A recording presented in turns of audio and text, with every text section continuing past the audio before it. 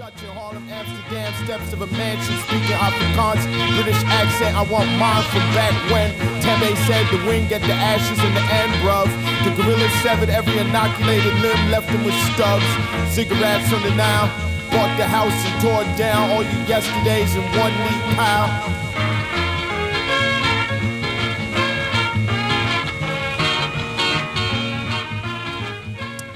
Hello there. Howdy, everybody. This is Megan. This is Sophie. And welcome to Hot on the Presses. Where we're hot. And also on the presses. So we we spent about, how long has it been? It's been about an hour and a half. Yeah, we've just been fucking around. This is not the most efficient start to a podcast episode we've ever had in my life. No, we've just been having fun and like... Here's the thing. I have an urgent game of Among Us to get to after this podcast. I was that uninformed. I've been invited to. So oh my God. Really... Yeah, you're really... Thank you for taking time out of your busy schedule for us. I've been kept. Yeah. So you heard it here first. Sophie does not prioritize you guys, and she doesn't love you like I do. So, but let it be known, I have never vented. That's a little sus. I mean, only... I'm not going down this.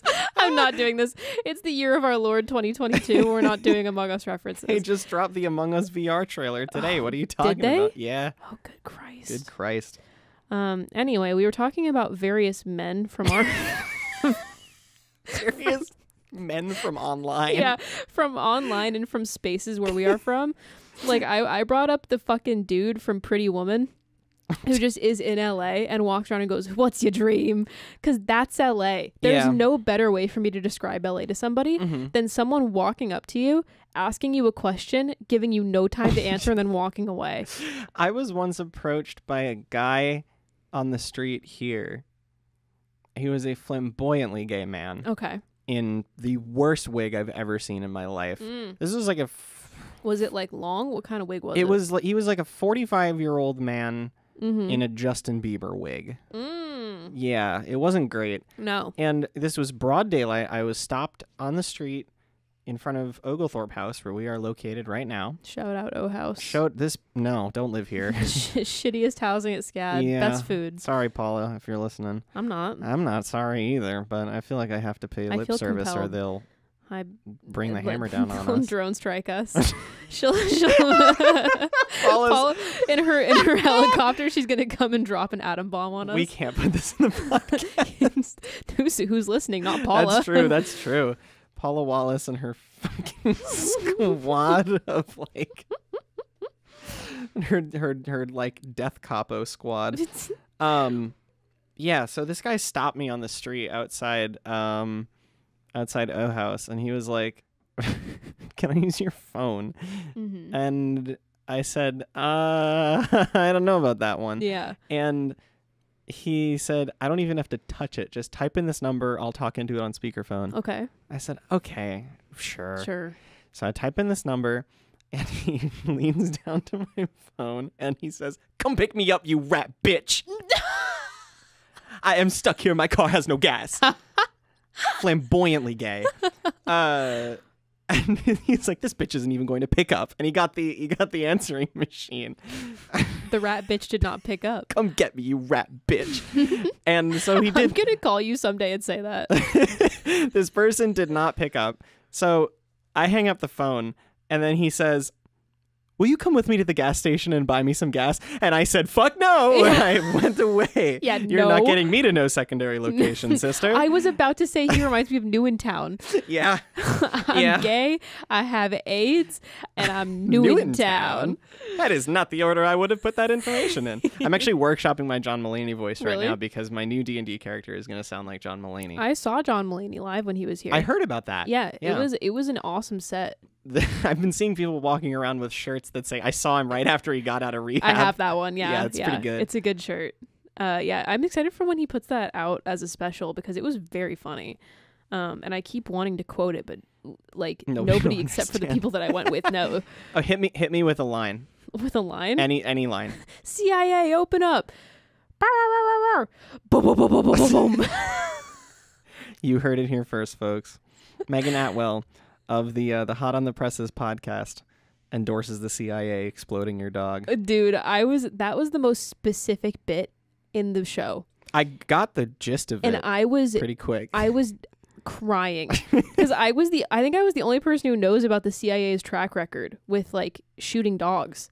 Well, I didn't know about that. Okay, well now you do. Now I do. The CIA is well known for, and the police in general, Just shooting dogs. are well known for breaking into people's houses with warrants because government, shooting their dog and then arresting them and like half the time exonerating them. So then people just have fucking dead dogs. Fuck the CIA and all. I was very well aware of their track record of shooting people, but I didn't know that they had like a JoJo's Bizarre Adventure thing against all dogs. They kill like millions of dogs a year. No fucking way, millions. Okay, you're shitting me on millions. I'm gonna look up how the only person who kills millions of dogs a year is Hirohito Araki. Yeah, how many dogs do the police kill a year?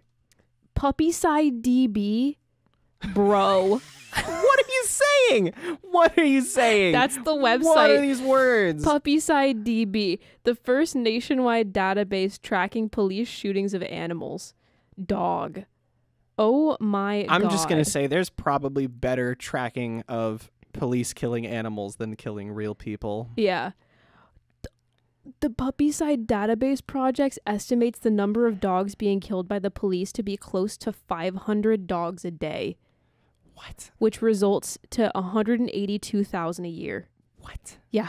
I'm telling you. Okay, it's so like not a fucking thing. Not a million, but like a heinous amount. Jesus Christ. Yeah. Because they're like, it's a threat. It's a probable threat. I can shoot the dog. Oh my God. Yeah. That's fucking insane. So that bit was so specific and so, like just knowledge that not many people have. And when he did that, that was the joke that made me cry because I was so not expecting it. I'm just sitting here trying to process that information. 182,000. That is innocent like dogs. That's a difficult number of dogs to comprehend existing. Yeah. Like imagine putting 182 dogs in a room and then imagine nuking them. 182 dogs times 1,000. Oops, I have completed that. Imagine putting 182 dogs in a room, which is already a fucking lot of dogs. A lot of dogs. And then 1,000 of that room. Yeah. That is crazy. Oh my God. That's got to be like, how many Olympic swimming pools full of dogs is that? Fuck cops. This is insane. Yeah. So that's the official hot on the presses stance, I guess. I'm just sitting here trying to process We don't like cops killing dogs. I don't like cops, we don't like in cops general. Yeah. I don't want them to kill dogs either. Big shocker. Art School Music Podcast doesn't like cops. Insane. Okay. Happy 420, by the way. Happy 420. Fuck cops. Let out all the people that you got in jail locked up on attempt to sell. You feel me? I was walking over here I was walking over here from my class. And there are people just smoking in the square, like literally behind this building. Good it was for great. them. It was awesome. I, as a straight edge person who has no interest in smoking weed, good for them. Like more power to them. I was listening to Weed in LA by which Mr. I heard they Koreatown. legalized. Yeah, they legalized weed in LA. Oh, word. Yeah.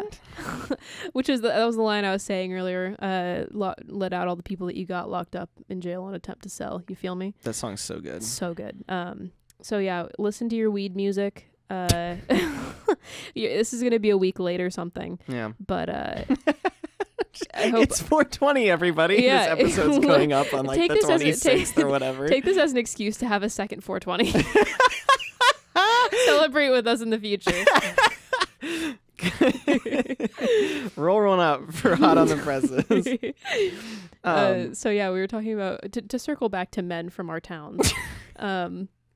LA is big weed people town, but I don't have many weed person stories. But we're talking about New York because that's where Sophie is from. Yes, I've introduced Megan to not only the legendary Lilmo Mozzarella. Mm-hmm. How you doing? How you doing? But also to the equally legendary, if not more legendary, Big Time Tommy. Take it easy. Take it easy.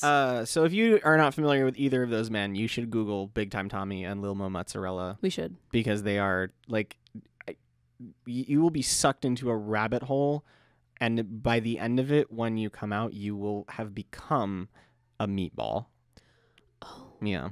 They're going to take your brain and pack it into a little tight ball. You will be assimilated into the worldwide Italian nexus, which I am now in deep trouble with the Italian CIA for leaking exists. What am I going to do? Get on my hands and my knees like in the old country? What do you want me to use? A broom? Broom, clean up the city.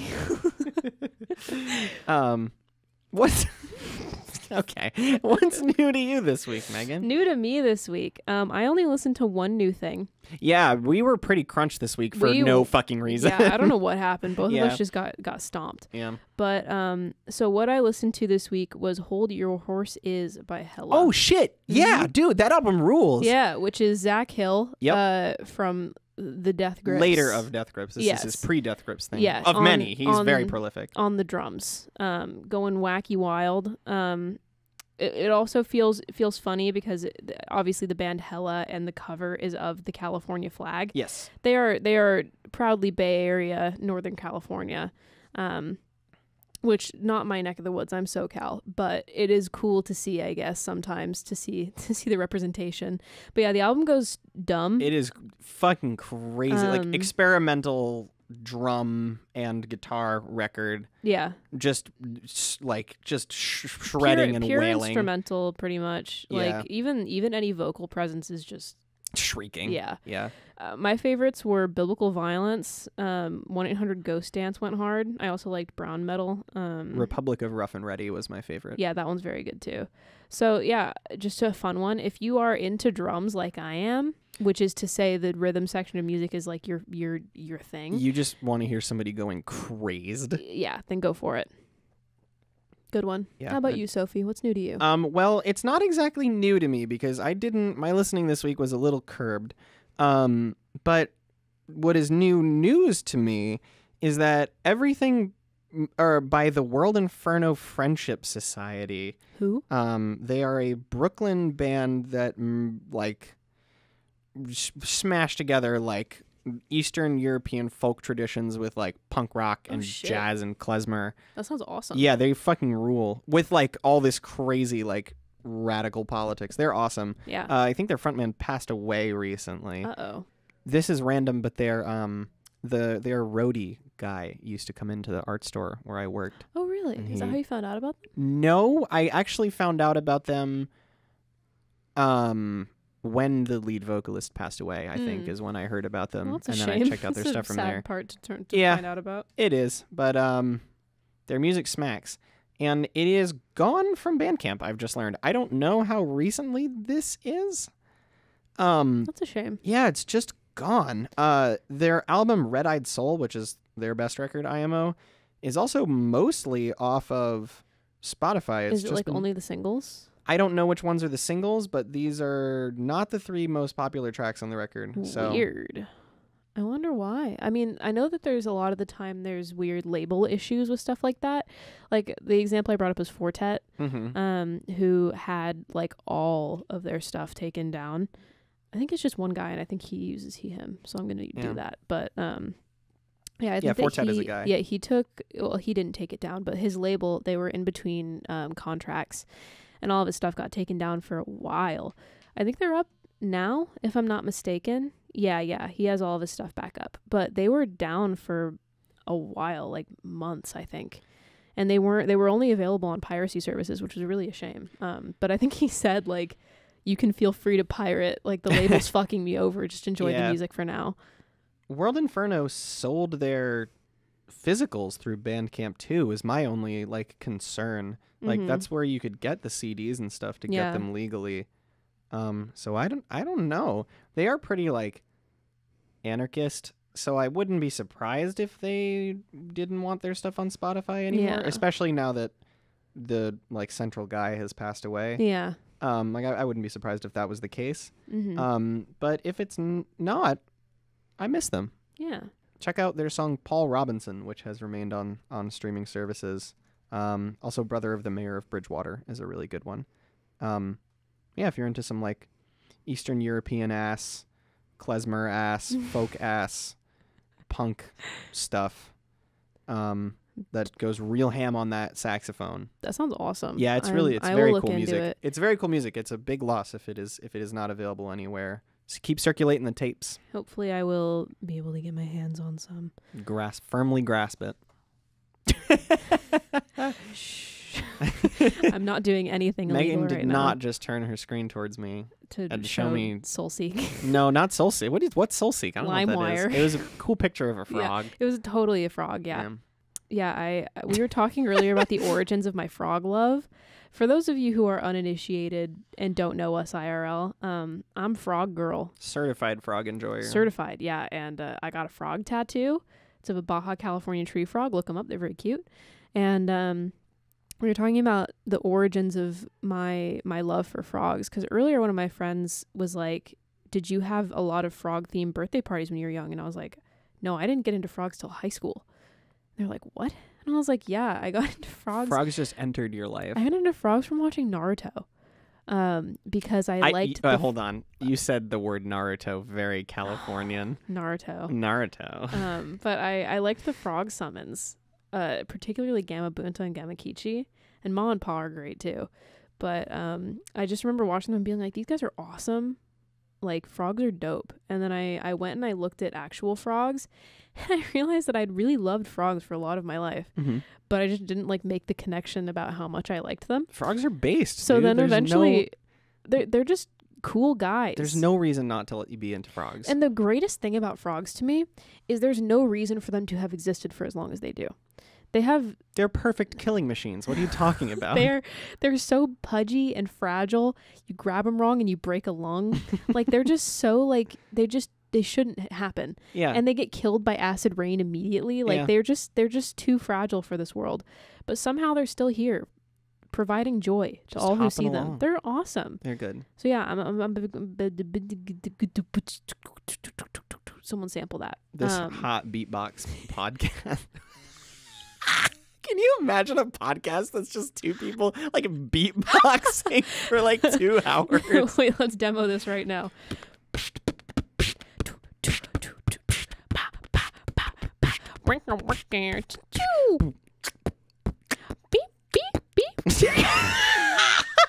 Okay, that's it. Good night, everybody. Yeah, see ya. Music podcast. That was music. That was music. I'm going to put that on Spotify and stick it in the playlist. Purest definition of a music podcast right there is a podcast where you create the music. Yeah. You are the music. Oh, I feel so connected. I do also want to quickly mention before we get to our records, you mentioned Naruto, so I definitely feel like I should mention the bot I have in my friend's Discord server. It's called should I say the name of it on the podcast? Can I say that on a podcast legally? Yeah, you're allowed to say whatever you want. The bot is called the Vore Tracker, and it tracks every time you say the word vore in a Discord server. And you're adding a lot of sauce on the word vore. I could say it normally, but this is an audio format. I have to milk every drop of venom out of... Sorry, you're putting a lot of sauce on the word vore. Vore. Vore. Jesus Christ. ASMR. No. Vore ASMR. A good night. I'm done. That exists. That certainly exists. I felt zoinked by... I wanted to say zoinks. All right, so the Vore bot. Yeah, you can... It's supposed to like chastise you for saying the word vore in a Discord server and be like, last time somebody said vore was 24 hours ago, resetting the timer. But you can put any word you want on it. So Naruto gets brought up for like hour-long tangents so often that the tracker now tracks the word Naruto instead. And if you bring up Naruto without saying the word Naruto, you have to say Naruto tax so that the bot can like slap you a little bit. The other word that we have forbidden in this search, you can have 3. Okay. So the first one is Naruto. The second one is Genshin. Oh. And there's a character in Ace Attorney whose name is Genshin. Mm-hmm. And so we would keep getting slapped when talking about this very spoilery character. Yeah. So like it would just be a blacked out message and then it would say like, you said Genshin, fuck you. And I'd be like, why did you say Genshin? Yeah. And then the third word is secret, and the mods change it and don't tell us. So like every so often you'll like just say a word that you deserve to be slapped for, but you didn't know it was the word. Yeah. And then they'll be like, oh, we're changing it now. Oh my God, I think that's the most funny. recent one was like Markiplier or something, which makes 2 consecutive episodes of our music podcast that Markiplier has been mentioned on. Let's make it 3 next week. Let's do it. Main man Markimoo. Marky Moo. Anyway. Oh my God, I should install that as a moderator. I'm going to make all 3 words secret. One of them is going to be Bowl of Heaven. Do you know who Bowl of Heaven is? I think no, but that sounds familiar. Bullof Heaven. It's basically this artist who makes like multi-day long drone songs. I'm familiar with this. And there's one person on our server who like prides herself on listening to Bowl of Heaven songs. 518 releases. Yeah. And a lot of them are just like a 36-hour drone loop. And so she'll just like tackle them and like be like, I'm listening to 4 more hours of the Bowl of Heaven song today. And it's like, why are you doing that? So I'm just going to make one of the words Bowl of Heaven. Release titles include Weed Problem, First Our Pleasures Die, A White Surveillance Lan, Inflame Thyself in Praying, Parts 1 through 5. Yeah. For Idle Dreams of Things Which Cannot Be.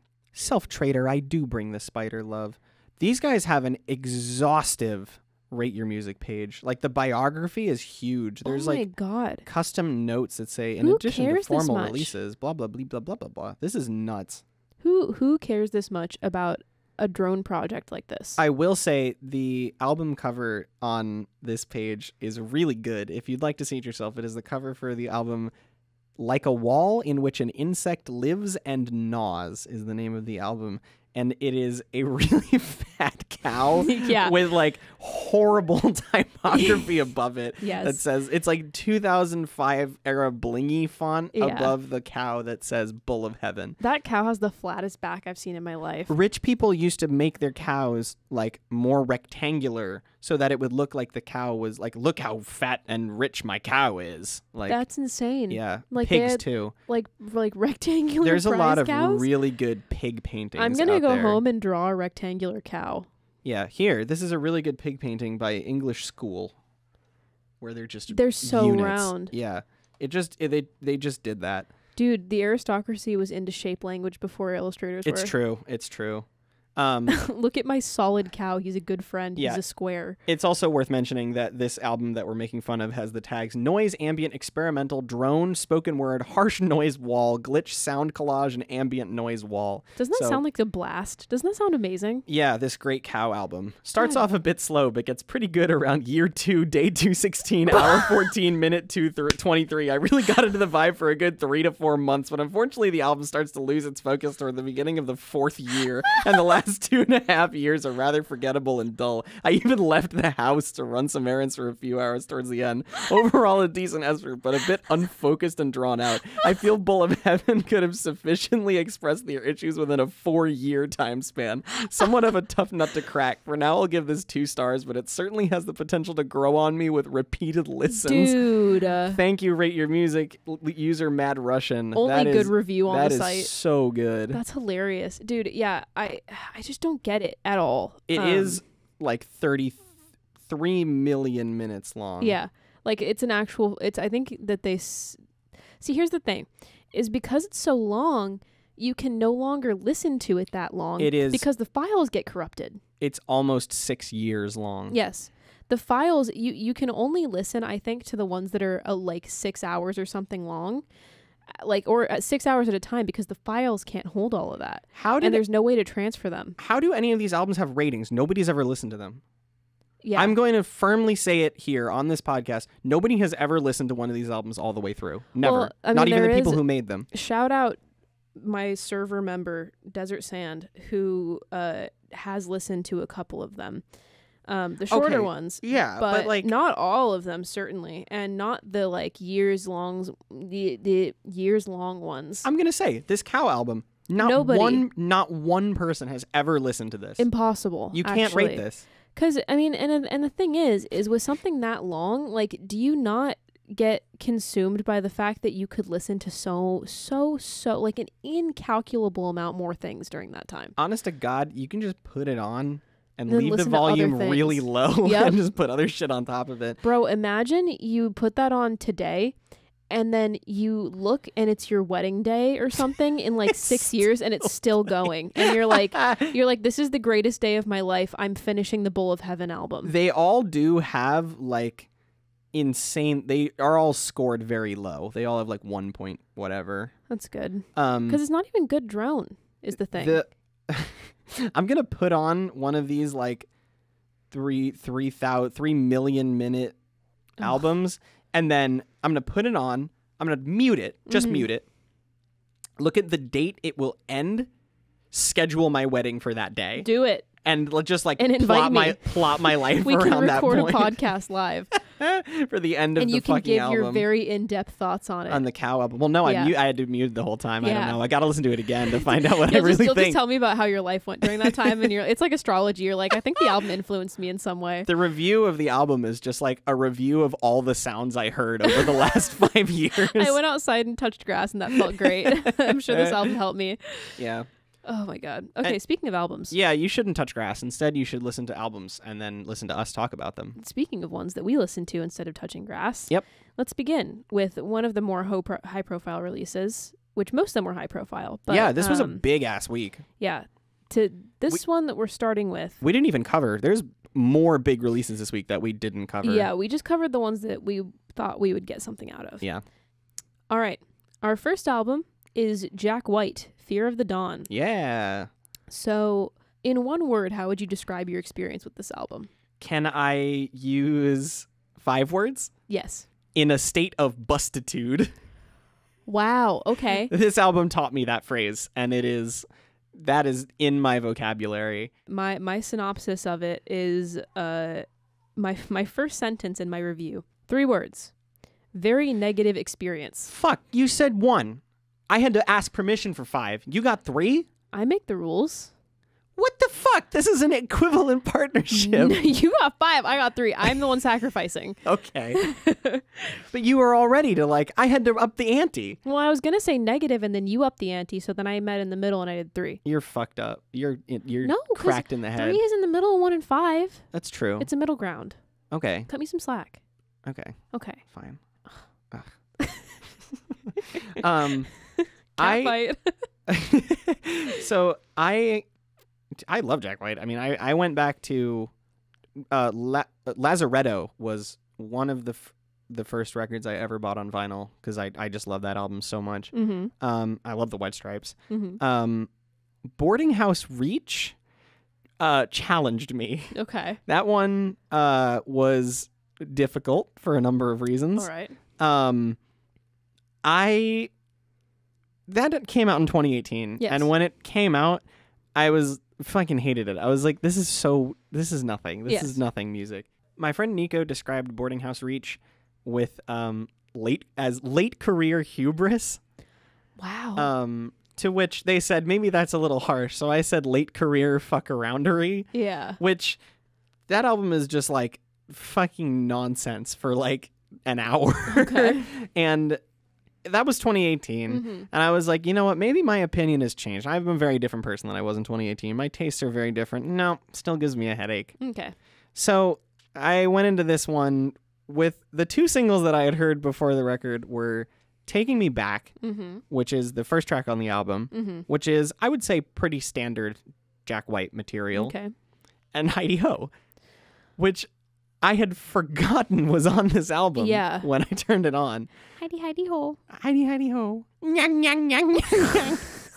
Spoiler, that's one of my least favorite tracks. So this record takes a hit on the eccentricity. It's not as crazy insane. Delivers some actual songwriting. I would accept this as the way Jack White albums are now, if that's how it's going to be. Okay. But he's got one coming out in another 3 months, so I guess we're going to find out if that is the case. What's it going to be called? Fear of the Dusk? It is called, it has a cool cover of a lady picking straw on the cover. I kind of hate this cover, by the way. Yeah, it's not good. I mean, it's fine. It's a little... It just looks like baby's first collage. Yeah, it's a little, two-dimensional. Not in, an appealing way, either. His new album is going to be called Entering Heaven Alive. It has a much cooler cover. She's not picking straw. She's, doing something with thread. I'm not sure. It looks cool. Yeah, so the song that I picked to be the most emblematic of how I feel of this album, what would you pick for that? God, the one that is emblematic of how I feel about the album. Yes, your flagship song of this album. Probably Heidi Ho, because of just how negative I felt about it. Oh wow, I did not enjoy this album whatsoever. Okay. So, okay, so I said fave tracks, none. Least favorite, White Raven and Heidi Ho. White Raven was intolerable. Yeah. That song is really bad. Yeah. So I think that also this is my dislike of this is due in no small part to just not really liking Jack White's voice. Okay. And that's also the hyper focus on guitar does nothing for me. All right. Because as we've established, I'm a rhythm section person. Drum whore. And I'm a drum whore. And I've recently been really enjoying bass. Mm-hmm. And so the lack of interest on either of those instruments really did not help me like this at all. I just found a lot of the effects on the guitar really grating. I mean, guitar is probably one of the last things on the list of things in an album that might make me like something. Mm-hmm. And then lyrics are high up there. And the lyrics on this album range from like... They're pretty out there. They range from like completely nonsensical at all, once again, Heidi Ho, to like more down to earth. Like towards the end of the album, there's like just a straight up love song. And I'm like, what are we doing tonally here? What are we establishing? What are we going for? There's consistency in all of the things that I don't like, and there's inconsistency in the things that might make me like it more. The tone of the album to me was definitely more established through the sound than anything he was saying. I fucking can't remember anything he said on this whole record. Yeah. I've got no memory of it. The song I picked for the way I felt about this album was Eosophobia.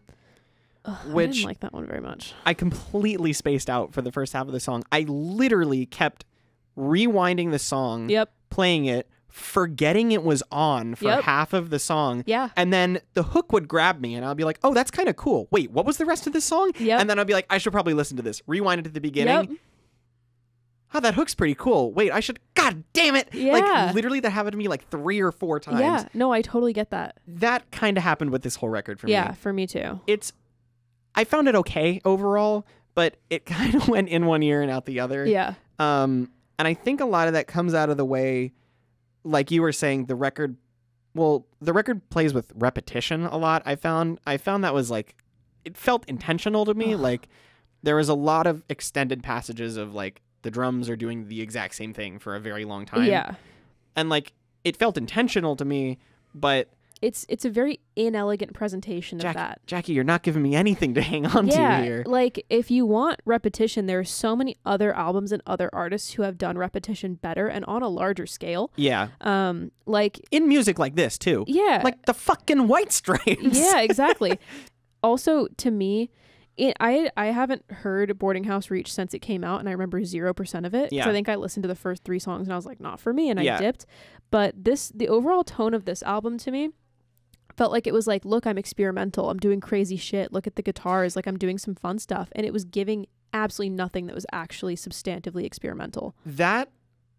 So Boarding House Reach, I will say, yes, it is experimental, but also it sucks. Okay. Like there's experiments going on here. But none of them are effective. I just think they're all stupid. Yeah. So this strikes me as like tamping down the experimentation and keeping all of the badness of it. I said, yeah, it's like, it definitely is taking a hit on experimentalness to deliver some actual writing, but like you need to push one way or the other with that. Like you can't just stay in this middle ground. There was one song I really liked. What was that? Into the Twilight. Oh, that was one that I was like, I'm close to liking this, but I had already gotten a migraine at that point. So I was like, no. That is the kind of music I would love to see Jack pursue in the future. Yeah. Like it is eccentric, it is really experimental, but it's still like getting into his actual strength as like a technical guitarist. Yeah. There's also like there's so many like weird effects and like touches on that beat. And there's like he hired some jazz vocal group to like do the hook, like Into the Twilight. There was someone just like delivering spoken word. It was fucking William S. Burroughs, like the poet. He like sampled William S. Burroughs and dropped him into the mix. Weird. I don't know. I was really, really into that song. Yeah. And then nothing else on the album sounds like it. So have a little excerpt of like, because I was partying with my friends listening to this. I listened to it with 3 people. And I said, and I quote, on 4/18/2022, "Damn, this album is so mid, it's making me sad." And I said actual internal sadness. I was listening to the riff and I was like, I want a hug. Like it was hitting me so like negatively that I was just like, I need a hug right now. That, like what you're saying about the repetition and the fact that it wasn't really doing anything.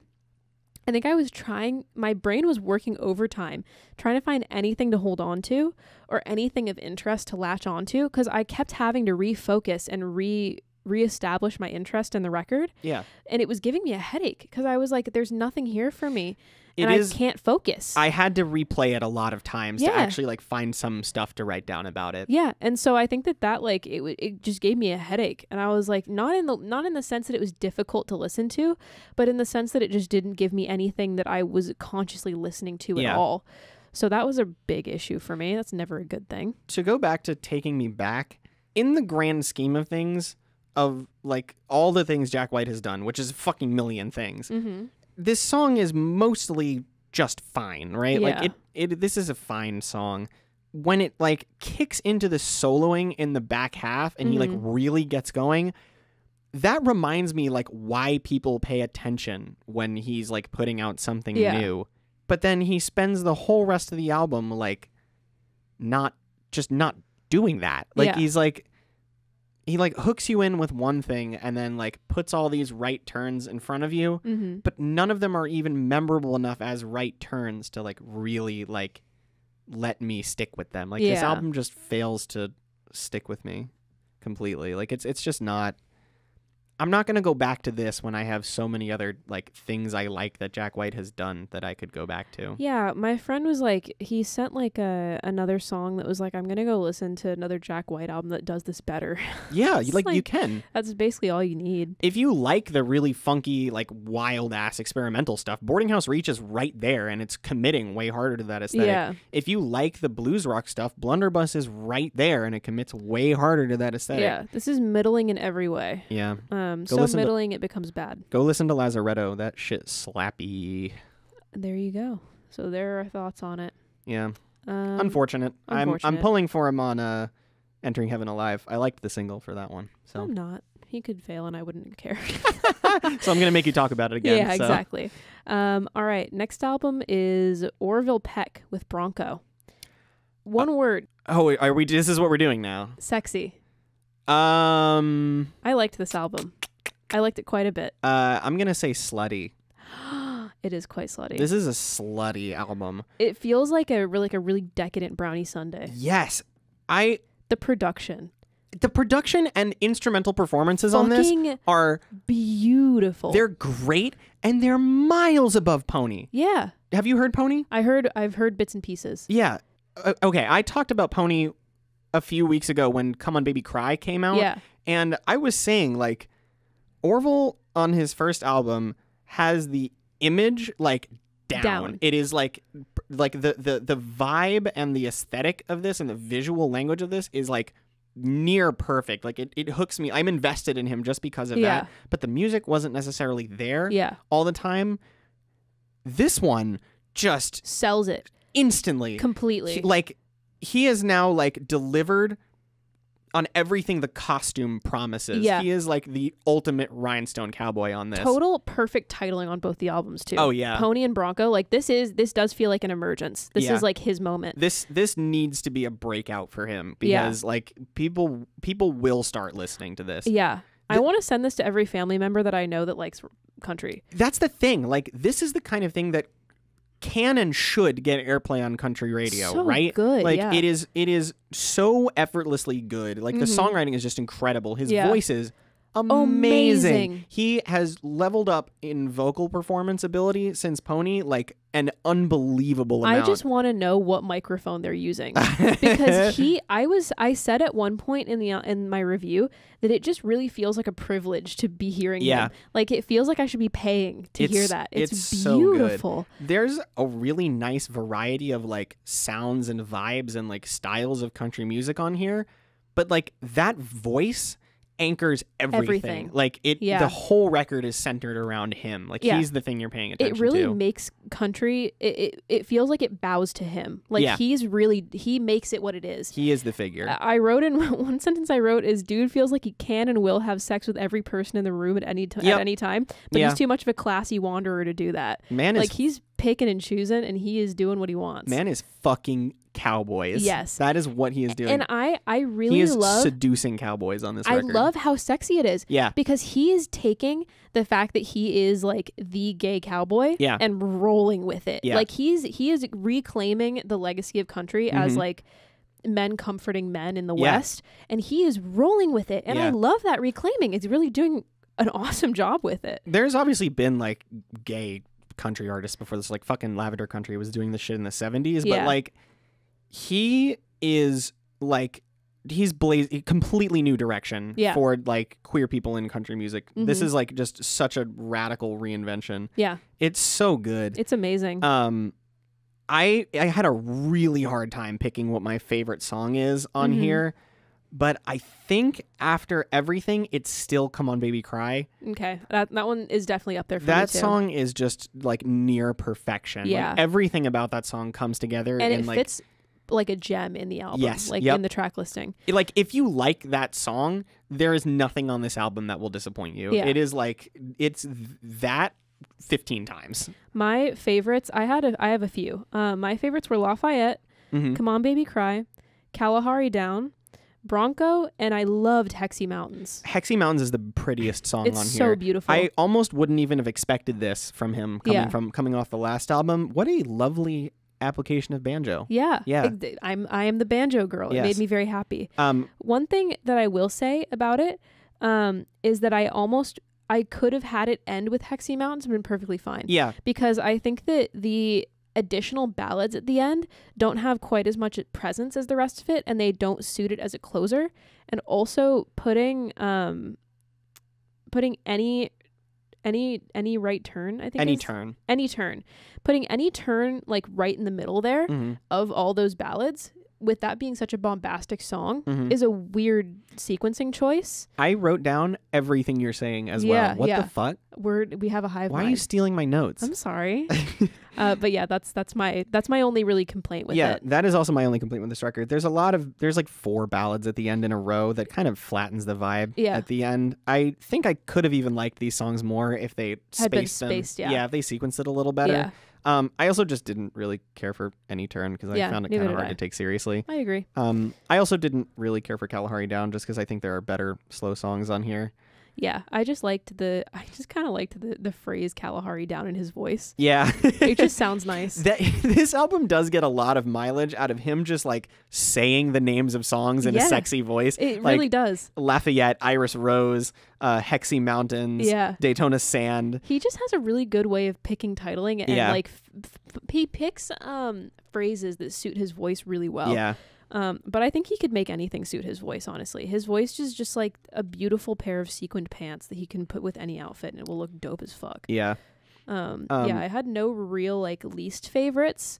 Nothing really like bothered me. It was just those ones at the end I was neutral on, which I was a little like, I wish it didn't end on something I was neutral with. Yeah, Kalahari Down and Any Turn were the only skips for me on the album. Everything else is like golden. Yeah. This is such a good album. Daytona Sand is like a fucking banger. Just instantly just starting the album off. Just such a ripper.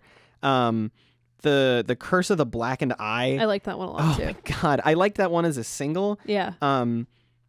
All the performances, that was the one where I started noticing like the instrumental performances on this album are like really good. Yeah, that backing band was like they super came for it. good. Yeah. Whoever's on guitar is a fucking madman. You are a legend. You can hear the soul in the guitar. Yeah. Like it's so there's just some players of instruments that you can hear like their fingerprints in the playing as if it were vocals. Yeah. And that there were performances on here where I was like, oh my god, this person's putting their whole heart into this. Yeah. I was trying to watch some videos of him playing live to figure out like who is on guitar. Yeah. He has a guitar when they're playing, but I think he's playing rhythm. Oh, okay. And I think the guitarist is actually the woman he duets with on the last song, which is also very good. Yeah. I like that song a lot.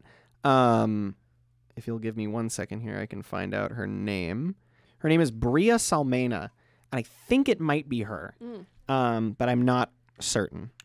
She has a guitar in like images. She's like his touring guitarist, I think. Oh, cool. So I think she is the guitarist for this record, and if she is, you're a madman. If it's somebody else, you're a madman. Yeah, whoever it is, mad respect. Did really good. Yeah. Also, the slide guitar on this album. Yeah, really it's pretty. It's really good. I like you know that I've said this before, that sometimes I have an issue with music where if the vocals are too pretty, especially male vocals, I have a bit of a problem with it. I was going to ask you about that when we get to Daniel Rossen, but we'll do that. We'll get to that. So this, I was like kind of nervous that it would fall into that, but his voice has so much character. Yeah. Like I think that a lot of the time, like the pretty vocals thing, the issue is that they tend to sound samey, or like if someone's hitting every note and following similar rhythms and stuff that sound good for a male voice, they sound pleasant, but they don't have anything going on really other than that. But this one, he has so much presence and so much personality. And I will say, I really appreciated the warmth of it. I said that I said the world this album lives in is so full and warm and grand. Yeah. And I said it truly captures that broad transience that country music hasn't really approached in a little while. That is a good...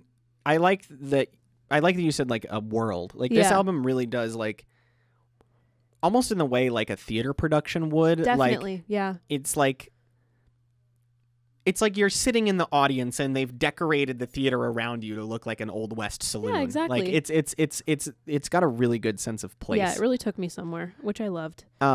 He's like, because that's the thing, he does have a really like amazing technical voice. Yeah. Like it's like, I really can't stress this enough. On the last album, people were like, "Oh, his voice," and I was like, "Yeah, he's got a really cool tone, but like he's not there yet. Like his actual singing is not incredible." On this album, it's there. Yeah, he keeps his like crazy technicality, but he's such a cartoon. Yeah, like he's such a character. Yeah, he feels like Southern Johnny Bravo. Yeah, like he does sound a little like Johnny Bravo. Yeah. I loved Out of Time. That song was really good. Lafayette, you mentioned. Yeah. I like that one just as proof that like all the 80s alternative music, like fucking Depeche Mode, Echo and the Bunnymen ass stuff he was doing on the last album isn't totally gone. Yeah. Iris Rose. Yeah. Yo, I don't think I've ever liked like a boot scoot country song as much as I like that song. Except maybe Spud Infinity. Yeah, I was gonna say maybe that one, but I really like this song.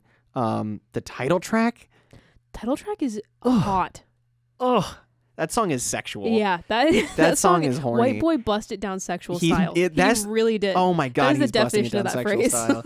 He never got this like Elvis on the last album. Elvis is a great comparison. He like, I feel like that is the kind of thing he wants to like make and sing and like style his iconography off of. Like the moody sad boy music he was doing on Pony just does not. That doesn't feel like who he is. Yeah. Like this album really feels like a fully realized Orville. Yeah. Like he has got his... Okay, sure, you have the persona.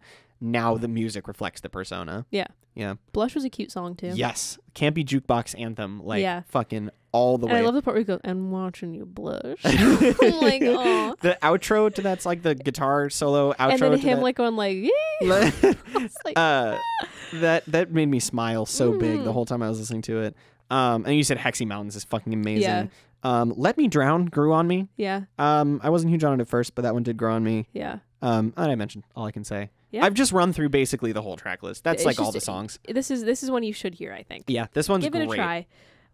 Even if you think that you're not a country person, you'll find something. Yeah, I think. Killer music videos. Also, really all the music videos. There's like he did because the press cycle for this album was really long. Yeah, because he did the Haley Williams Kevin Abstract thing where he dropped the album in chunks. Oh, so for each chunk, technically only 7 of these songs are new. All the rest were out already. Mm-hmm. I held off because I was saving myself for marriage with Orville, but he doesn't want you. I know. What the fuck was I just talking? Oh, the music videos. Yeah, so I was just thinking about like Orville Peck slow blinking at me, and I had a moment there. Yeah.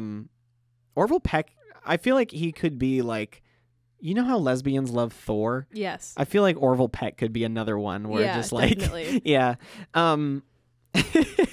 But yeah, no, the music videos for this album, there's like 4 or 5 because it was released in chunks and he did like 1 or 2 singles for each chunk. Yeah. They're all so cool. There's I one where definitely wanna check 'em out. the one for the Curse of the Blackened Eye, he goes to bed with Norman Reedus. That's just real good. That is good. It's just good content. The implication that he sleeps with the mask on also That's is like, funny. and the mask stays on during sex. Yeah. It's A+. I'm glad that we share the same opinion on this. Yeah, this one's really good. I was actually kind of worried you weren't going to like it because Pretty Man voice. Pretty Man voice, and it's kind of pop also. It's very like hook This oriented. proved itself to me. I liked it. Yeah. Yeah, this one's fun. I was like jimming and jamming, which is generally a sign that I like a pop album is if I'm moving and not just like making a face. Jimin, like from BTS. Shut the fuck up. We're moving on. Before we go, I just want to pose this question Yes. that just occurred to me. Mm-hmm. And just a fair warning, it's not a good question. The mask stays on during sex, yes? Theoretically. I think it's canon, actually. Okay. Is there a second smaller mask for the dick? I think that's called a gimp suit. Oh, that would be like full body. I just Yeah. mean a very small... Like a very small one? yeah, like a replica... Like a chastity belt kind of thing. No. Just a replica of the mask he wears on his face Okay. on the tip of the schween. The schween. Why not the balls? What if it's They like can a have their own hammock? too. I don't care. So the balls can be added on, but it mandates penis. The mask covers the penis and the fringes hang down to cover the Oh balls. my god. Yeah. I'm gonna say no because that seems uncomfortable for the partner, and Yeah. I think that Orville is too classy. That's for true. that. That's true. He cares about his partners. Maybe he's got like a jock strap with the fringes I that could he see then that. removes. Now I could see yeah. that, or like a designer thong. The chaps have the fringes. The assless Yup. chaps have the fringes. Yep. Yeah. When I was in Hilton Head Island with my family on vacation for spring break, Mm-hmm. we found a pair of heavy leather assless chaps at a thrift store. Must cop. I was like, I'm tempted to buy these for a Halloween Orville? costume. Orville, are you there? Orville? Anyway. Anyways. Please listen to this album. It is very, very good. It's a lot of fun. This is rapidly becoming one of my most spun records of the year so Yeah, far. Just very fun. it is impulsively replayable. Yeah. Like as soon as it's over, it's like, oh, I fucking want to hear "Come On Baby Cry" again, and I just put it back to the top. This is gonna be one that I'm definitely gonna get on vinyl to play when people are over. Yeah, this is an awesome album. Yeah. Big props to Orville for Big stepping props. it the hell up on this Very one. glad to see him succeeding. Yes. All right. Next album, another man I'm very excited to see succeeding, Daniel Rossen with "You Belong There." Fuck yeah, this album rules too. This album rules heavy. This is really fucking good. Big week for white men. Big week for white men. I was fully expecting to enjoy this album because you showed me the single "Unpeopled Space," Yes. which is Awesome. really good song. Yeah. I did not expect the level of like structural experimentation on this. Also, there's like jazz. This Yeah. is like very strongly jazz influenced. Definitely. Yeah, no, I was super into this. One word, Yes. angelic. Ooh, for me, I'm gonna use not a descriptor, but I'm gonna say culmination. Yeah, no, I feel that Because too. this album, I don't know how much context you have for Mr. Rossen, but I have been deeply invested in him for a while. I have I have the Catamest on vinyl. I'm a big fan of that album, but I haven't gotten as deep into the Grizzly catalog as I would like to. They're definitely like big on, and have been for a while, like big on my list of like, yeah, I really like these guys. I should check out more of their stuff. So I have listened to all of their albums. Yeah. They're one that was very formative for me, particular because of Rossen. Yeah. His song structures, the way, I mean, he doesn't do the percussion for them, but his vocals in addition to the percussion were huge for me in my development. Because he has kind of off-kilter vocals. And I like that they're kind of funky, and I like that he keeps his weird tone on this album. But I thought he was very pretty. I don't think it was that funky. he's pretty, but like his voice in general, like the kind of high way that it's very warbling. It's very tenuous and kind of warbly. Yeah. Not like a common way of singing, really. So I like that it's an uncommon tone. But he hasn't made a non-Grizzly Bear like full LP since 2008. Yeah. With In Ear Park by Department of Eagles. Hugely recommend that album. Beautiful, beautiful record. And he has never made a solo EP or LP. He has done one EP in like 2013, and this is the first LP of his. So this is the debut album from indie rock veteran Daniel yeah, Rossen. like literally, it is the culmination of 2 decades of personal ideas and practice, and it's just this singularity of him that feels so cohesive and so daring. Yeah, and it does so much, but it's not overwhelming ever. It feels like I am floating on the breeze when I hear this. Yeah, it feels like walking into like a mystical forest, and like the trees are helping me along. Yeah. And like I'm being like shown all these different scenes, but everything is still in the forest, you know? Yeah, it's very like there's a very tight and well thought out like instrumental palette on this record. Like it has a very defined sound. And the track to track flow. Yes. Yeah. I could see in like less capable hands an album with this emotional palette getting kind of exhausting by the end. Just like this relentless rush of like, it's like you're like, it's like the scene in the movie where the person is like embarking on a journey and you're like at the front of the boat and you're like, you've got your arms out and you're like the wake of the boat behind you and the wind like rushing through your hair. That for 11 tracks and 40 minutes could get exhausting in some people's hands, but he is like... This has nuance. Yeah. There's a lot of up and down and a lot of like... Just like a lot of like... I keep saying left turns this episode. I don't know why. But a lot of like... You're just being shocked by all of this. Yeah. There's just like a lot of interesting like... It's not even left turns. I feel like I'm being blown from place to like being shown different aspects of this thing.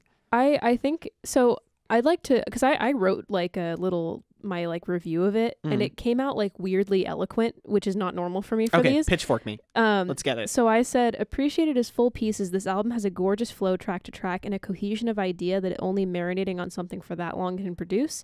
And as individual tracks, the diversity of instrumental styles and treatments on the mixing come forward. This album can sound warm, it can sound empty, it can envelop you, or it can strip you. Just like the singles predicted, the sense of push and pull is a standout aspect of every song. Yes, totally agree with that. It just has an amazing amount of movement. These songs undulate and stiffen and breathe and sigh. I said I fucking love it, basically. Yeah. No, I agree with a lot of that. Yeah. I want this on vinyl so bad. It is very good, and it's like playing this on vinyl. I almost don't even want there to be a break for me to flip it over. No, you know? I just want to keep listening. Yeah, to it. I want to be soaked into this. Yeah. I want to see him play this live. Yeah, I don't know how you would. Oh my god. Because like so much of this album, to me at least, is the harmonies. Like he probably uses a vocal repeater or something. But you can't vocal repeat this. Like it's so stacked and layered. Like the different chords on everything he says. I mean, Fleet Foxes do it. They're very layered too. I guess. Yeah, that's true. I haven't seen them live. I've seen them live twice, and I'm going to see them again in July. Nice. But yeah, it was actually very sweet. Robin from Fleet Foxes, he bought 5 copies of the vinyl, and he was like, supporting friends. Of this album? Yeah. I was like, that's cute. Shadow in the Frame. That was another single. That was a single, and I missed it when it came out. I didn't hear that. That I feel like I'm fucking riding a horse. I feel like a horse is taking me somewhere when I listen to that one. I feel like we should at least try to do a bit and describe this record. Like it's really difficult. Yeah, it's kind of hard because it is very string heavy. Yeah, it is a rock album at its like very core, but it's almost approaching rock as if it was like chamber free jazz. Yeah, that's a great way to put it. Is like chamber, I would say it's like chamber folk rock with free jazz elements. Yeah. Structurally very loose. Yes. It is very willing to like play with whatever it wants. Yeah, accelerate and decelerate. Like you were saying, push and pull. Like the tempos on this album are very fluid. Like it will speed up and slow down in the way that a lot of orchestral music does. Yeah. This is like math folk. Sure. The like the guitar presence on this record is texture, entirely texture. Oh yeah. The drum presence on this album is surprisingly robust and almost entirely texture. Yeah. Like there's like a lot of it's like on the title track they use it's just like a standard like rock drum kit. Yeah. But they almost use it to do like that swell crescendo push and pull like strings. It's very, it's very really cool. My favorite tracks were, well, first of all, really all of them. There really wasn't a moment on the album where I was like, I'm bored. Same. My favorites were It's a Passage. Really good. You Belong There. It's a Passage, the opener. Yeah, I love that they opened the record with like such a defined other genre. Like that's flamenco. Yeah. They start the album with flamenco and then just dissolve. Like it's just gone after that. It's just like a fun way to start. Yeah. I like that track. I like You Belong There. Yep. I love Unpeopled Space. Yep. A real one that I've been coming back to a lot is Tangle. I've also been coming back to Tangle a lot. And I love I'll Wait for Your Visit and Keeper and Kin. Those the flow like, of the two of them together, because that is the longest section of the album, is 2 6-minute long songs back to back, and they don't really feel long or like they gain on each other at all. They share the space really equally. Tangle is very formless at first. Like it's very, I would also use the word amorphous to describe this album. It's like very shape shifting and like the push and pull. We keep coming back to that, but it's like it is constantly like changing form. And Tangle starts like that and then eventually like gradually stabilizes until all that's left is like a military snare drum beat. And the lyrics are all about like a war taking shape. Yeah. It is a very, very neat song. I really like how that the lyrics there are like reflected in the actual sound of the song. I'll Wait for Your Visit, I think, is also my favorite. Yeah. Yeah. I'll say that these songs, because I can only imagine at what stage. Can only imagine what these eyes will see. Oh my God, why are we referencing a Christian worship song? I don't know. Anyway, that just took me back. Shout out Third Day, my first concert. I'm not kidding. Yeah. Okay, I can beat you actually. Really? You know what my first concert was? What? The Epic Rap Battles of History. You're fucking kidding. I win. Sorry. Whoa. Okay, we'll have to talk about that at some point. Gotta break what that did to my psyche down. Let's get to the root of that. But yeah, so this Tangle, like you were saying about a war, I can only imagine at what point in the development of these songs over those like 20-year period, the lyrics took shape. And because they are so long term, I would say, it's hard to really ascribe them to a single point or moment or event in his life, really. They are because of that, they're very universal. Yeah, the lyrics are very rarely specific. Yeah. But I don't think that works against the album. Not at all. Because it is a very impressionistic album, even without like factoring that in. It totally works. Yeah. One thing that I think is interesting to compare is In Ear Park, his previous record. You haven't listened, have you? No, I have not. So that one is an album in remembrance of his father. Oh, okay. First of all, beautiful album. It is a very interesting one to compare to this album because it is not a full solo project. It's a duo between him and another guy. And then also Bear from Grizzly Bear came and drummed on it for a little bit. But he talks very openly and autobiographically on that album, versus here you do not get any of the same thoughts. You don't get any of the same tone. It's a very, very different experience. And I love that growth in him. Because I love In Ear Park for how honest it is, but at the same time, I like what he does on Grizzly Bear tracks, like say on Painted Ruins, he does a couple of like vocal performances on there. That one's mostly Ed Drosty, but he comes in as sort of a secondary or like a just a secondary vocalist. And all the time that he comes in, it is the more esoteric lyrics. Like he talks at one point about like a cipher and a fire. Like he just kind of does shit. He just comes in to say spells and then leave. Basically he feels very mystical in that sense. So I was hoping for more of that and I really got it. Yeah, you did. You will definitely get that. Yeah, this album feels magical. I do have one criticism. What's that? The closer, Repeat the Pattern. I think I'm just picky about closers, Mm-hmm. but I do wish this song ended a little more conclusively. Yeah, I Because can see that. everything about this record is so realized. Yeah. Like, it's so lush. And for it to, that it ends on like a very unresolved chord, like it just kind of cuts.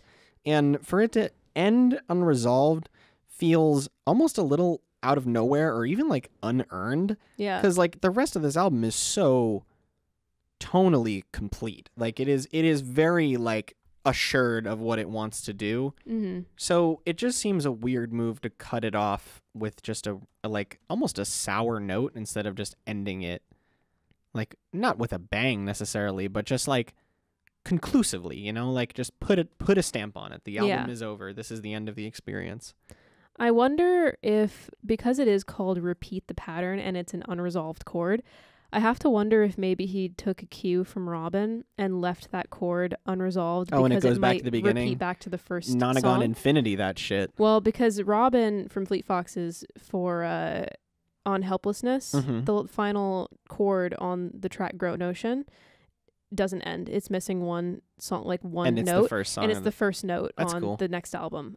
So I Oh, have on the to, next album. next album. Oh, 6 wow. years later. Jesus. So that's a very long con thing. So I wonder if he did that in the singular album. But I do think it's kind of interesting to consider lyrically what he's saying in conjunction with that. Because that outro, he says, "Conjured life, I've arrived. If only I could keep you, but it wasn't real. Conjured life, a meadow that shimmers in memory, but it wasn't real." So it's almost Like bittersweet. waking up from the dream, I guess. Yeah, so it's almost bittersweet. Like, I can't keep you here. You have to leave at some point. I could And that's see bitter. I could see that. I still wish it just for the song. I Yeah, wish it no, just I totally kinda get stopped. that. I'm since I do love him and I love this album, I'm inclined to try and figure it out. But Yeah. I do think that it's an interesting choice, and I'm sure there was a reason for it. Yeah. Yeah. This is one I would also say give it a try. Yep. 'Cause this I hate to call anything necessary listening, but if you are into folk in it or like really any instrumentally heavy music, yeah. this would really tickle your pickle. I'm gonna say that. You don't stop, do you? No, I don't. You just Nothing but just gather Nothing them. but Megan bangers.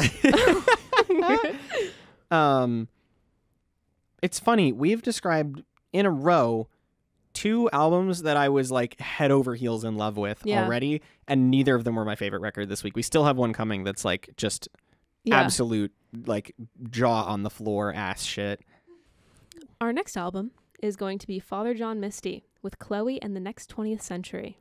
Megan made a very, very good version of this album cover that you can see on our Twitter page at PressesCast at this very moment. Maybe I'll just put it in as the cover for when I'm editing the episode. I think you should like switch it halfway through, slow fade. Yeah, and we'll see if people will remember. Like, Yeah. we'll mention at the beginning here, and I Yeah. won't say what it is. No, Just that Megan made a very good version of this album cover. because I've been haunted by the image of it ever since I heard the first single. Yeah, and then so halfway through this segment, we're going to fade it out slowly. Enjoy. Yeah. Don't forget about it. Don't forget about it.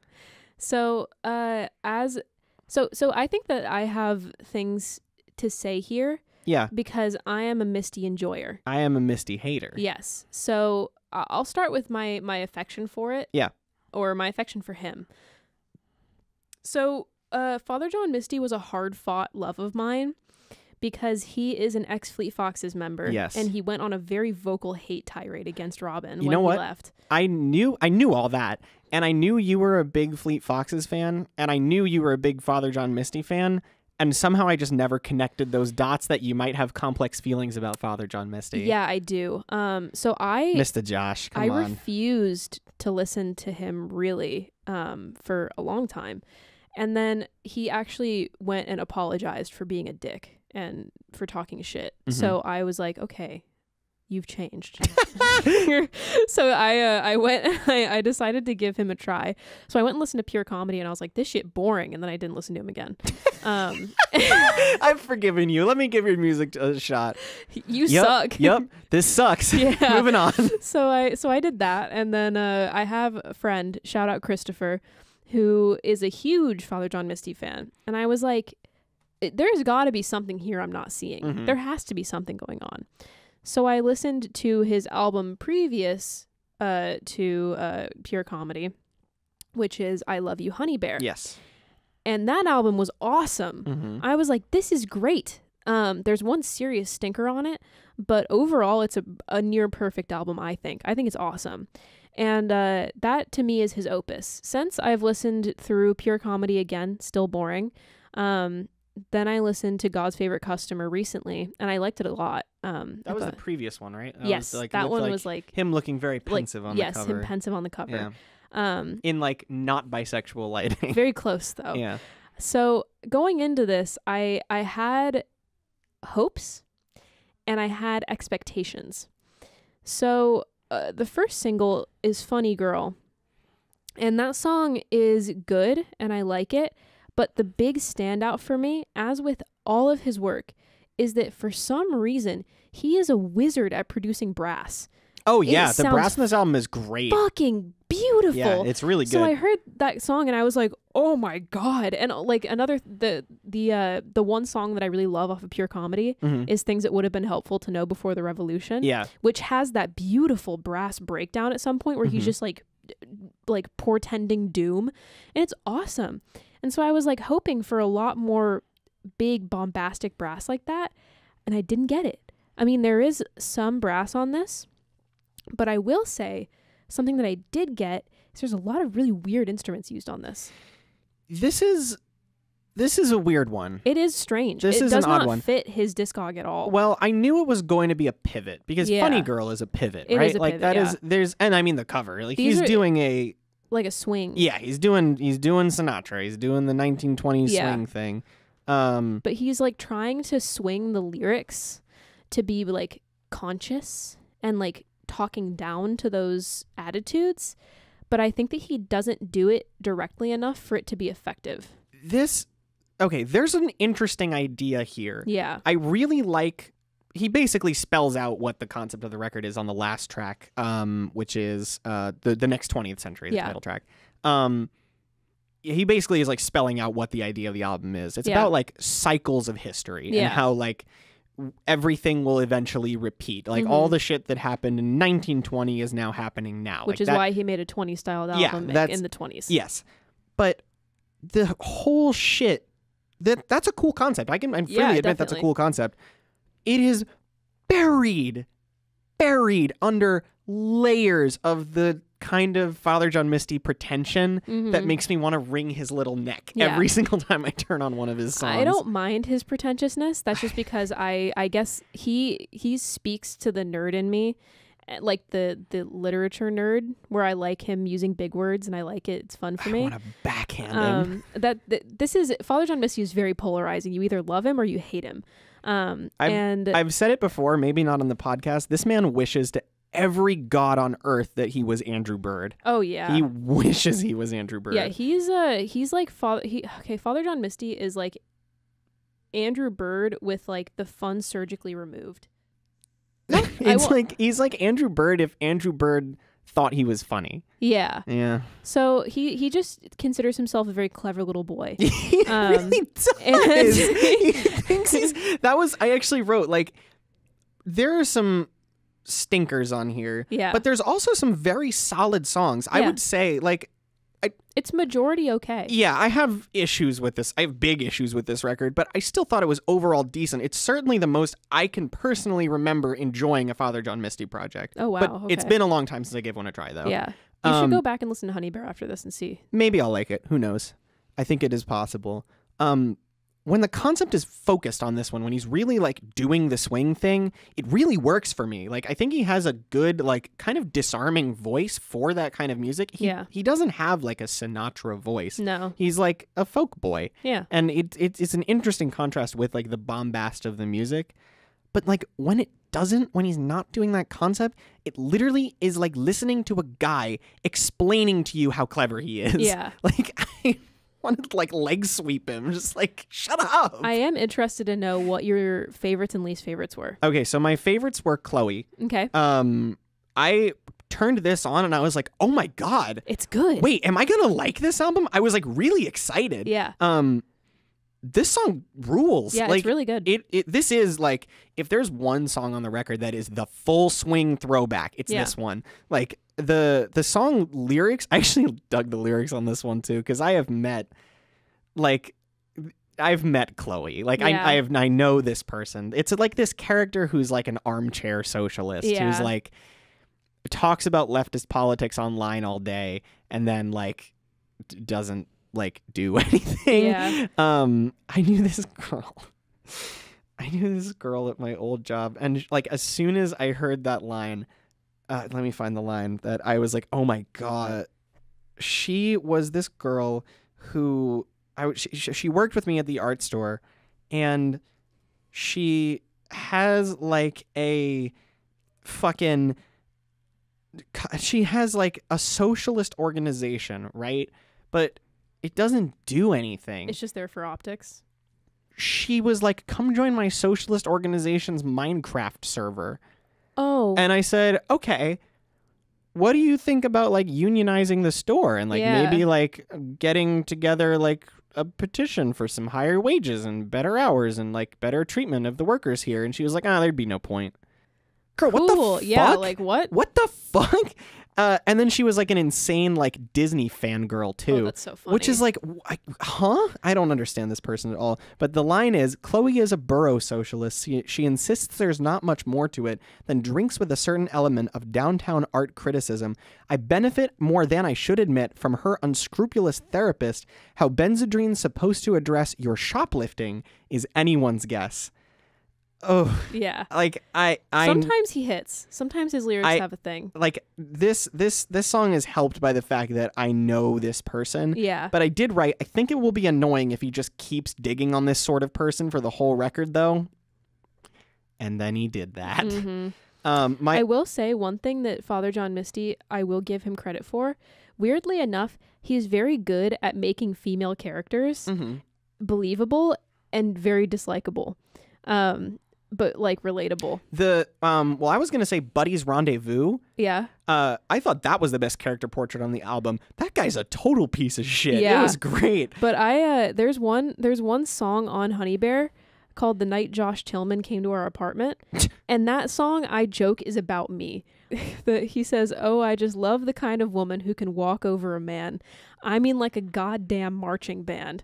She says like literally music is the air she breathes, and the malaprops make me want to fucking scream. I wonder if she even knows what that word means. Well, it's literally not that. Like, it's so she's so hateable, and I'm like, that's me. No, I hate him coming off of that. Read those last 3 lines again. And the malaprops make me want to fucking scream. Shut up. Who cares? Well, it's because she's saying malaprops, and she's like, oh god, I hate the fucking malaprops, and he's like, do you know what that means?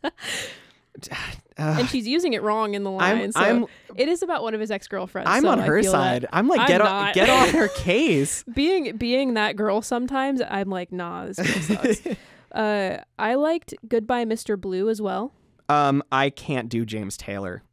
That song is just like James Taylor worship. I can't do James Taylor. That's a me thing. Yeah. I have always hated James Taylor, and I couldn't tell you why. He just gives me a headache. Yeah. That song gave me a huge headache. But I like that one. I can admit that's on me. I thought it was cute. And it was one of the more, I think, actually sweet ones with like something good to say. Yeah.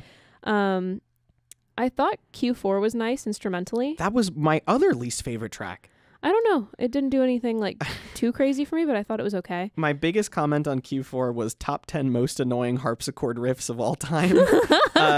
Also, the messaging of that track was very fucking grating. I didn't look at it, the messaging. It's about this woman who like wrote this book that's being like critically like dick sucked, and everybody's like, oh, it's I forget what the phrase he said. It's like darkly funny. Okay. Like that's what all the reviewers are saying, and it's on every billboard. But the people, the business people, only like it because it's good for their Q4. Oh, okay. It is like a little anti-critic. Oh, okay. Which, when music dips into being anti-critic, it's very tricky. I don't know. Like, on the one hand, like, critics have sucked Father John Misty's balls for like 10 years now. Yeah. And I can get how that might be aggravating, or like some of them might miss the message or something. But like, it's almost, this song is like almost anti this hypothetical book because the critics like it. Yeah. Which that I don't know how I feel about that. He's shooting himself in the foot. Well, it's a little funny. Yeah. It's just that is kind of funny because he's shooting himself in the foot because he's complaining about people liking his album too much. It's like the definition of like making a song about suffering from success. And it's like, I'm sorry that you feel that way. Yeah. I'm sorry that you make money and get bitches. My other least favorite track was Only a Fool. Yeah, I didn't like that one. That song is Randy Newman's You Got a Friend in Me. Go back and listen to that song. It is Randy Newman's You Got a Friend in Me, top to fucking bottom. I did not notice that. Okay, Goodbye Mr. Blue, James Taylor. Q4, most annoying harpsichord riff of all time. Only a Fool, Randy Newman's You Got a Friend in Me from the film Toy Story. What are these 3 tracks doing on this album? This is supposed to be a swing album, right? Yeah. What are these doing here? That is strange. So weird. I like Olvidado. I liked that one. I was reading the lyrics. I was like, this isn't saying anything at all. But I did write down, and I quote, "Epic bossa nova moment, Mr. Tillman." Yeah, it's pretty. I like it. I liked it. Funny Girl, once again. That one I think is nice. I really want to like Funny Girl. I'm really rooting for that song because like you said, the brass on that song fucking rules. Yeah. I really like the sound of it, but it is condescending. It is. And that was kind of my issue with some of this.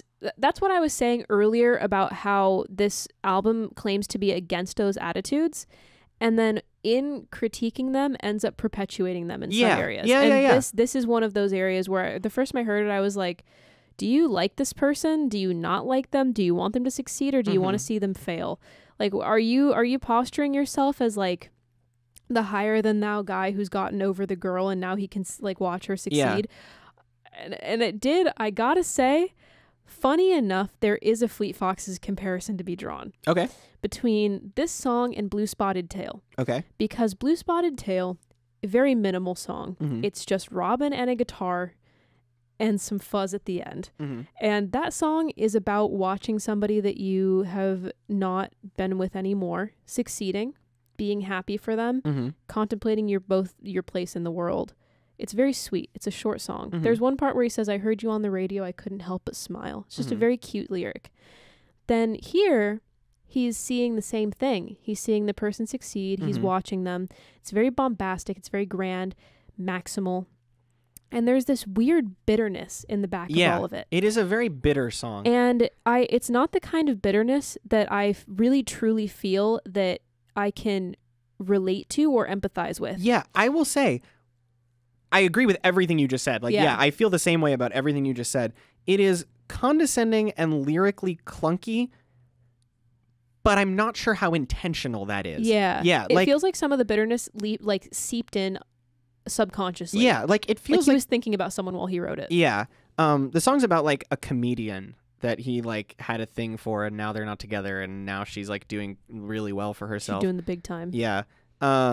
It kind of, the whole song kind of reminds me of the opening to Honey Pie by the Beatles.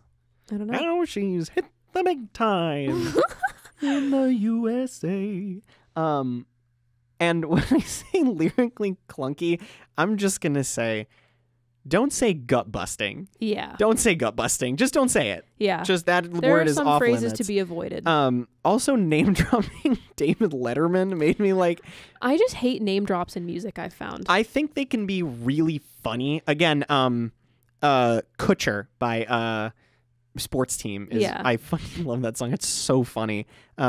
He says I just wanted to be your Demi Moore. Like he would be Ashton Kutcher. See, that's the thing is I like it when it's funny. Yeah. But when it's done in complete seriousness, he's had an issue with this in the past, which is, for me, the big one is Total Entertainment Forever, which was like the big single off of Pure Comedy. Yeah. Where the opening line is betting Taylor Swift every night within the Oculus Rift.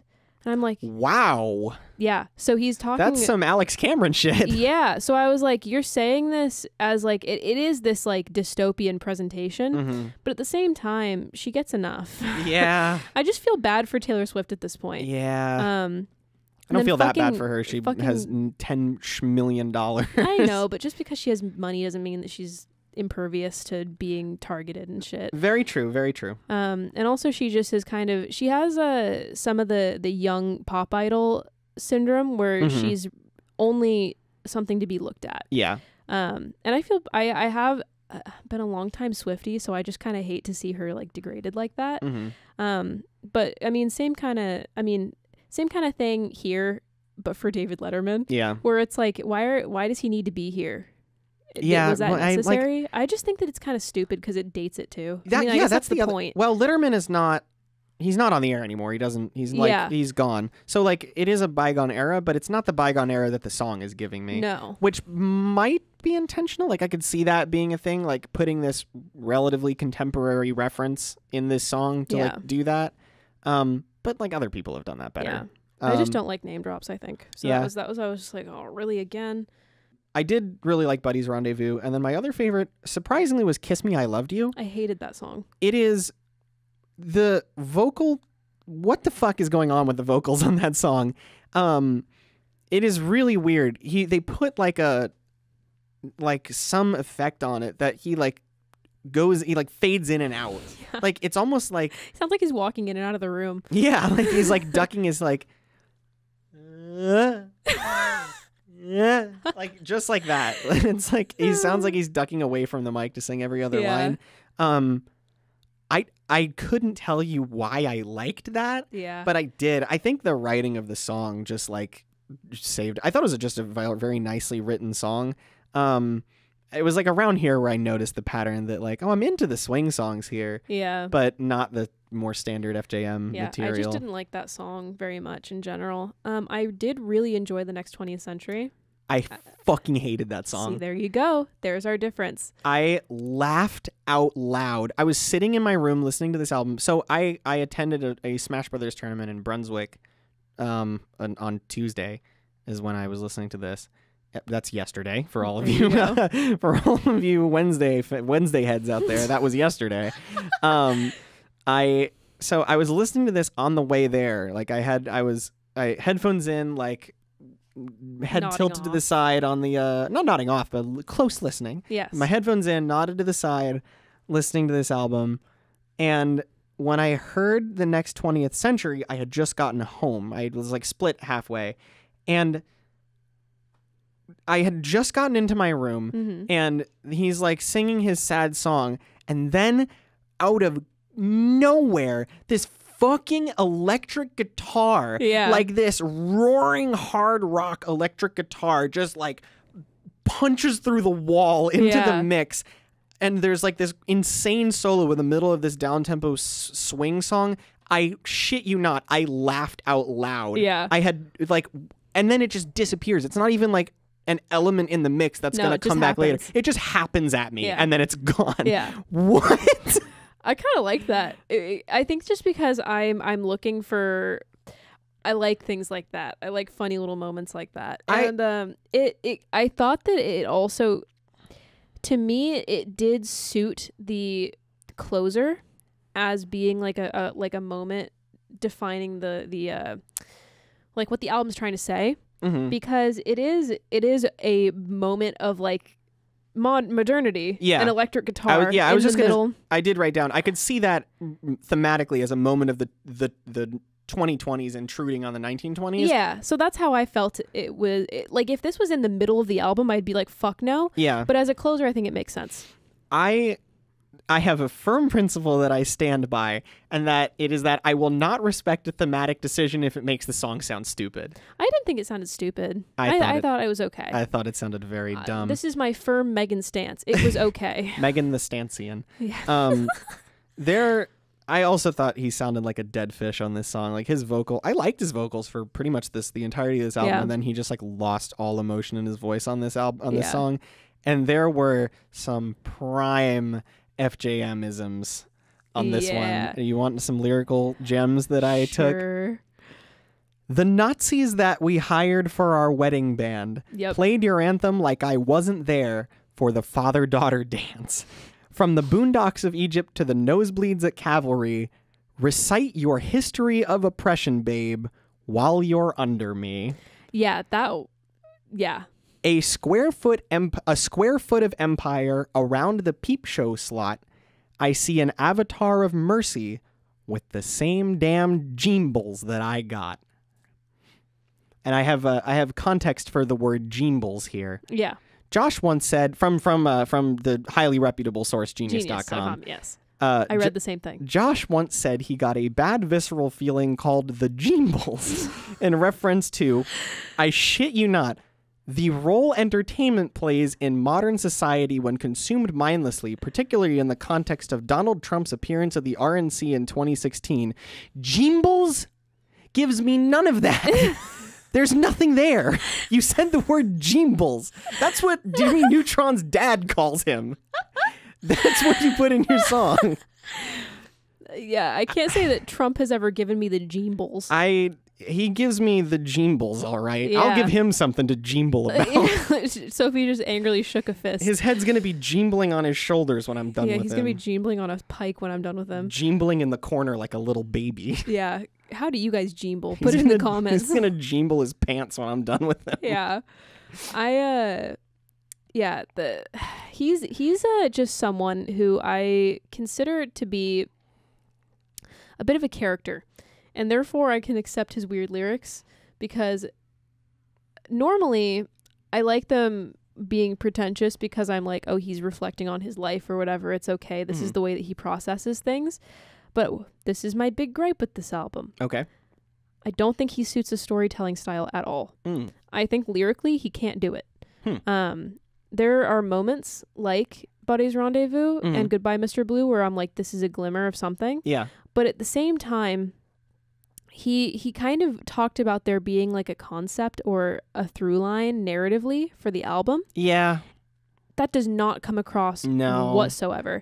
And I love albums that happen to have narrative through lines and do a lot of storytelling and are concept albums. I'm big on concept albums. So for this one, I was like, this better have a good concept going, and it did not. No. And so I was like, stick to talking about yourself, because his prior album, God's Favorite Customer, is very compelling. It's about him going on like a 2-month bender and almost leaving his wife and almost killing himself.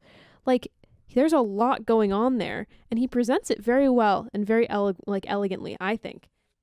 And so this album, I was like, these messages, the fist is in the ham, you know? Yeah. There's not a lot of nuance, which is what normally his weird mistyisms are for. And what nuance I can read into the lyrics, like if I'm reading between the lines, it often makes me like him less. Yeah. Like when there is nuance there, the nuance makes him seem like a douchebag. Yeah. There's nothing really on here that, because normally his mistyisms, I think, help to sort of they codify some of the emotions that he's feeling. Yeah. And make it a little bit more, they make it so that he can be really intimate without being overexposed. Yeah. Which I think is a good thing.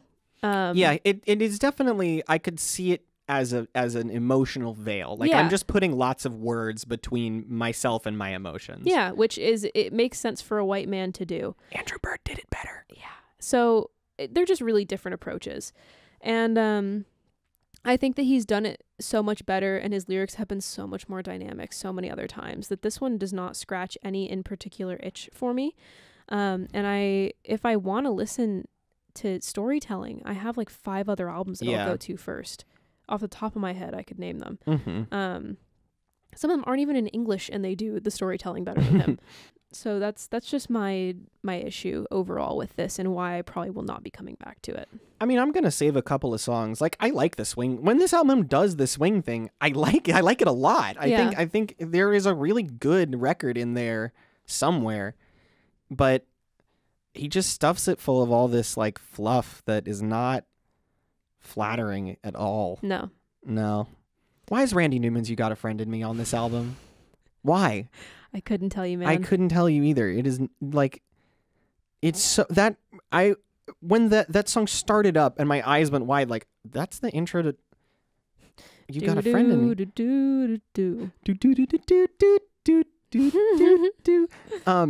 And then it just kept being this song. I'm sorry. I'm never going to be over that. Yeah. that song is on a father. It doesn't make any sense. Also, put some shoes on the album cover. I don't want to see those fucking crusty feet. I did notice that. I was like, why are you barefoot? You're in a theater, presumably. And if you'll look at the album cover now, you'll notice that the dancer has been replaced by a rotisserie chicken. From the movie Shrek Forever After. No, it's Shrek the Halls. Which is not a movie. It is a direct-to-DVD Christmas special. That moment in particular with the rotisserie chicken has stuck in my mind because it was probably the hardest that I ever laughed when I was younger. The Everybody Dance Now chicken number. Oh my God. I also have a very distinct memory of that scene. And I had seen Shrek. I've seen all the Shrek movies, actually, but not since any of them were in theaters. And I rewatched both Shrek 1 and Shrek 2 within the last few weeks. Okay. And Shrek 2 is a really good movie. Shrek 2 is awesome. It's a very good movie. But there's so much in that movie that I just did not remember one bit. And I have a very distinct memory of the rotisserie chicken saying "Everybody Dance Now" from the Christmas special that I probably only saw once in 2007. I let it be known that in order to get the exact screenshot I needed for the chicken, I had to find a 240 FPS recording of that scene, play it on 0.25 speed, and go frame by frame to find the moment that it looked the most like the woman. And I was going insane. I was sitting there and I was like, no, he's gotta go. And then because it's so low FPS, the frames were jumping. Yeah. And I was like, there's an in-between right here that will be perfect, and it doesn't exist. And I was agonizing. This has been our review of the new Father John Misty album, Chloe and the Next 20th Rotisserie. Yep. Okay. We had a lot to say about that one. Yeah, we did. Next up is something with much less going on. Young Lean, the Stardust mixtape. I also went into this wanting to root for him. I wanted to, because I liked that Blade album we covered last time. Mm-hmm. I was very surprised by how much I liked that album. And this record, this feels transitional in a direction that I hypothetically like for Lean, but it's not there. It's not grabbing me. Yeah, definitely. He needs to work on it a little more. So this one, weirdly for me, was I think a net positive. Mm-hmm. Because the songs that I liked, I do really, really enjoy. And they are probably, I put in here that they will probably be some of my summer songs when I get home, driving around with them.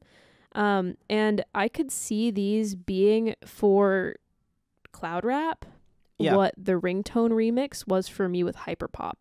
Wow. Where that's funny because I'm a big hyperpop enjoyer. I don't like the ringtone remix. I adore the ringtone remix. And that was the bridge for me where I was like you got it. I was in that moment, oh my you God, understood. yeah, I understand. So I think that will probably be, these will be that for me. Okay. My favorite tracks were Bliss, Trip, and Summertime Blood. Trip was the one song on this that I would say I really, really enjoyed. That beat is just so infectious. Very. It's so glittery and the word that I used is just likable. Yeah. It has just such a nice character to it. And I will say that the name Stardust suits Trip really well. Yeah. It's very glittery and I would say powdery. I would use the word powdery. I agree. It's just nice. And Bliss is a really good opener, I think. And Summertime Blood, I was saying earlier, that Summertime Blood makes me kick my feet like a little schoolgirl, twiddle my thumbs. It's just a little magical track that makes me feel young. I really wanted to like Summertime Blood in the same way that I was really rooting to like Funny Girl. Yeah. I think the lyrics are actually pretty neat. Yeah. And it has a really nice melodic component. The actual core melody of the song is really good. Yeah. I just felt like one element of the mix had been taken out and I couldn't place what it was. Huh. It feels like it's missing something. Interesting. It doesn't necessarily have to be drums. Yeah. But I think I would like to hear drums on that song. But I'm not sure. It could be something else that I feel it is missing. I'm just not certain. So those were the ones that I liked. I did have pretty visceral feelings about my least favorites, though. Yeah, same. My least favorites were Gold. I don't remember that one. It was 2 minutes, and I just really hated the way that he sounded on it. Stars to the Rainbow. I didn't like that one either. The moaning on that song made me want to die. Yeah. Straight up. I turned the song on. it is off the bat so unpleasant. Yeah. Like it ruins the whole rest of the song. And but then Thai Boy Digital does not sound good on it. But like he opens the song with the moaning, right? Mm-hmm. And I was like, the song starts. I didn't really care about the beat, and the chorus was not really like good. I actually didn't like the chorus, but I was like, okay, at least that's over with. But then he does it. Yeah. Like it's just a part of the song. Yeah. It is so bad. Young Lean's voice, like I've heard so many fans of Young Lean say to me, like, "Oh, his voice is like an acquired taste." I will never acquire this song. Yeah, They that could one not. just is not good. Lips was the other one. I also didn't like Lips, which I was sad about because I like Skrillex. I felt violated by that song. Lips is weird. It was very uncomfortable. I don't want to hear Young Lean coming on to me. No. I don't want that. I like, and then it might have even been better if he was saying she instead of you. Yeah. I did not like it. Because I thought that the song about appreciating a lover or whatever was way better done on Trip. Yeah, for sure. But because that song's actually sweet. Yeah, it is. I didn't like Paradise Lost, and I really didn't like Waterfall. Those ones I also did not remark upon at all. Waterfall is the longest song on the album. It's just 4 straight minutes, and it has 0 movement whatsoever. Yeah. It's just stagnancy. I was like, how can you have a song called Waterfall that doesn't move? I didn't like Letting It Go for the same reason I didn't like Lips. It's kind of just more Lips. Yeah. My other favorite song besides Trip is the one song on this record that I would say, like, yeah, that's a really, really good song. He really hit something here. Was All the Things. I didn't really remember that one. The first half is just kind of fine. It's like a vibe, but then it kind of kicks in at the halfway point, and that half of the song, it's a really good like switch up. It becomes like synth pop for the like back half of the album, and I actually really like the application of his vocal style there because he's almost like chanting over it, and I was really into that. I also didn't like Bliss at all. I'm sorry. I liked Bliss. I thought it was a good opener. The beat just sounded so like cheap and low effort. And it doesn't feel like there's any reason for like Young Lean to have this beat. Yeah. Like Twigs is fine on this. I don't think it's like the best thing she's ever done, but she's fine on this song. And she's just fine, and she's outperforming him in like every sense of the word on this song. I don't know why Young Lean is on this song. It's just not a beat for him. I'm not picky. This also might be a bit of a rude complaint, and I swear to God I mean nothing by it. I am pulling to like Young Lean. I really want to find the Young Lean project that sticks with me. The brief moments on this album where he raps in Swedish are so much better than all the rest of his rapping in English. I was gonna say I wish that there was more of that. Yes, I don't like. This is nothing. It's like the same thing as KKB singing in Japanese. It's just nice to hear. Well, I like her British voice too. I do too, but I just like hearing. If someone is bilingual, it's like an instant +1 to their like songwriting style. I do like the way that she dipped that on KKB songs. She'll like dip in and out of both languages like they're the same thing. It's great. I wish that he did more of that. I also would like to hear him do more of that. But just like because his English rapping is stilted. It's stilted. It is strange. He says a lot of things that people don't really say. I'm sure they like translate somewhat, but yeah, it just doesn't really come across very well. To me, it feels like he is rapping in English in order to corner the American rap market. Yeah. But here's the thing. He's already cornered it. Yeah, like, so he could definitely... Yeah, people know who he is. Like, he's a very big name now. Ginseng Strip. Yeah, like... he could totally, like, if he wanted to, rap in Swedish for a whole project. And people in America would still buy it because the people who are into him, and they will support anything he does. His flow just sounds much more natural. He has a much better handle on, like... I think he has a better handle on like the art of rapping than people give him credit for. Yeah. It's just like he's probably better at it in the language that he is best at. Like it is he sounds very natural and confident in Swedish, and I would love to hear more of that from him. I think he doesn't have to rap in English if he doesn't want to. Yeah. And that's nothing against him choosing to rap in English. Like, yeah, I mean, that's probably why he's got the audience he does. Yeah. I really can't knock that choice. But like, just for me personally, rap in Swedish. I liked his vocal passages when he was doing that on this one. Maybe we'll see in the future if he decides to do something like that. In the meantime, I am glad that I came away with a few songs that I like. Maybe this will be the beginning of a turning point for me. As of now, I would still declare myself as clogged, but maybe one of the holes in the drain is open now. I will also say, because I don't have a ton of Young Lean experience, it is entirely possible he has a vast catalog of songs where he's rapping in Swedish. And if that's the case, then by all means, point me in the direction of that. I would like to see it. I'm curious if I would like the style better, to hear him in a language that he is more comfortable with. Yeah. I am curious about that. All right. And our next album is Sault with Air. Sorry, Megan, this is your first experience with Sault. I didn't mean to do that to you. This is very, I thought it was beautiful. I like it a lot. I also, this is not my genre. This is my genre. It was not at all what I expected. Yeah. Because I sold this to you based on, like, I've heard Sault before and been unconvinced. I have never really quite understood Sault for whatever reason.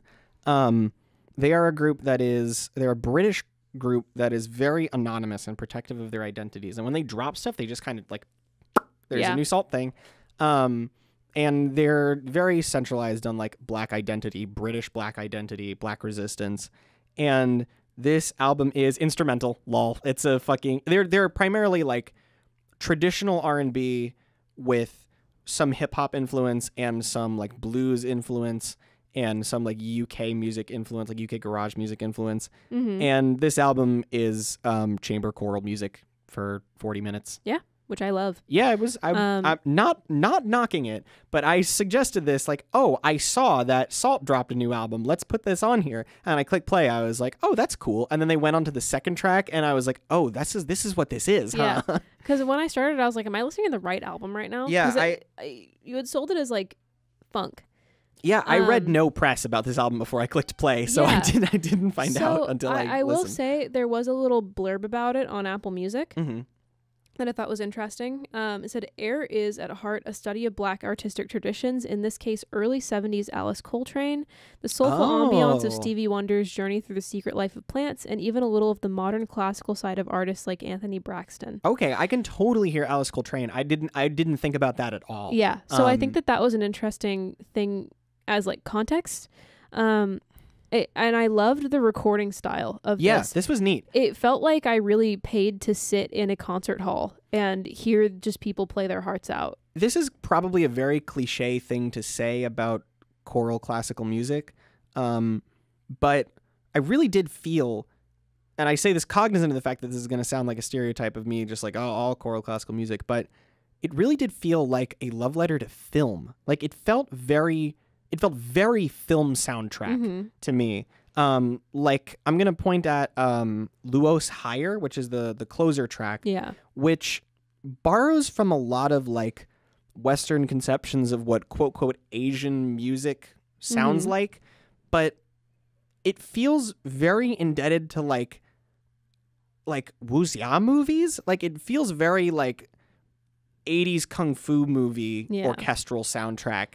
I don't know anything about film, so I can't comment. I don't know a ton about film, but I have seen a whole bunch of kung fu movies. There you go. I thought that was a very nice closer that drew on a lot of like the orchestral elements that came before it without like encompassing any of them. My little weird comparison in this is that it reminded me a lot of a semi-obscure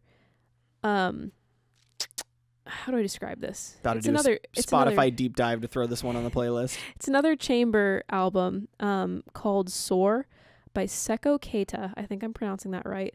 And Katrin Finch. So to quote Google. Okay. Keita, the illustrious Google. Keita is a kora player and drummer from Senegal. He's one of the few champions of the lesser-known kora repertoire from Casamance in southern Senegal.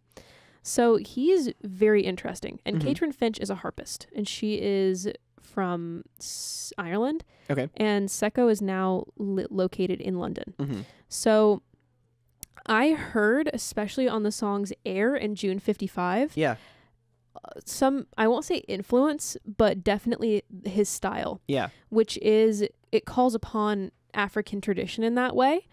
And I thought that it was interesting that it might not have only been calling upon modern Western African kind of like adaptations of styles, but to like the purer, more large scale compositions. So I appreciated seeing what movement it got out of that space.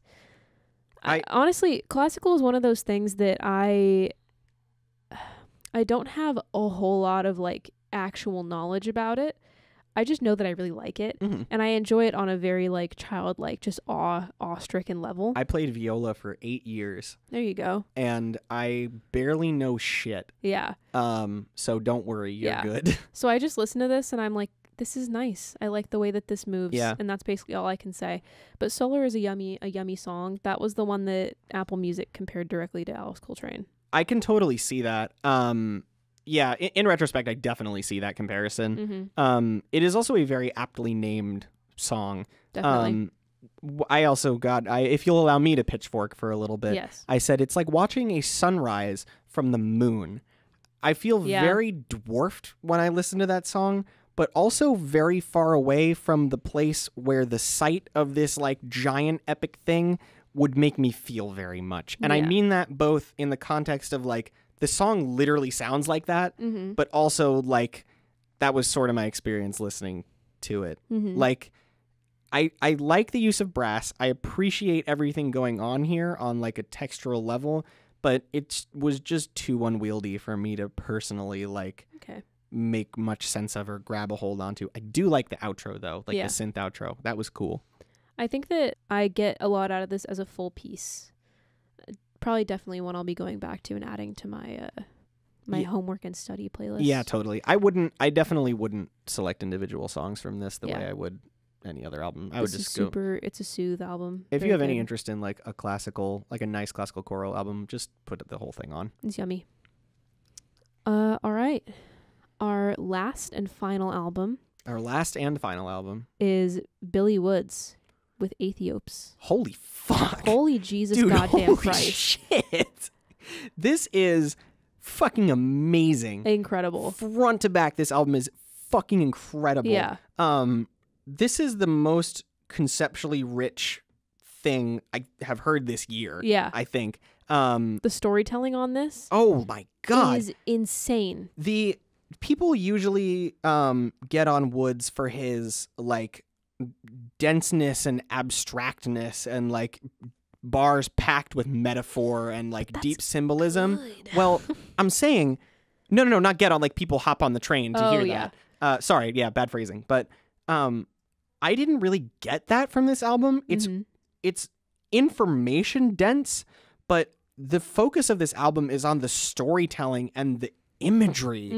Holy Christ. Yes. He paints pictures on this record. He is just like, the scenes he sets on this are unfucking believable. Yeah, the eloquence of it all is just awe-striking. It's amazing. Because like we were talking about Father John Misty using words to like put up a barrier between the way he's really feeling and the audience, right? Like you have to decipher what he's saying. Yes.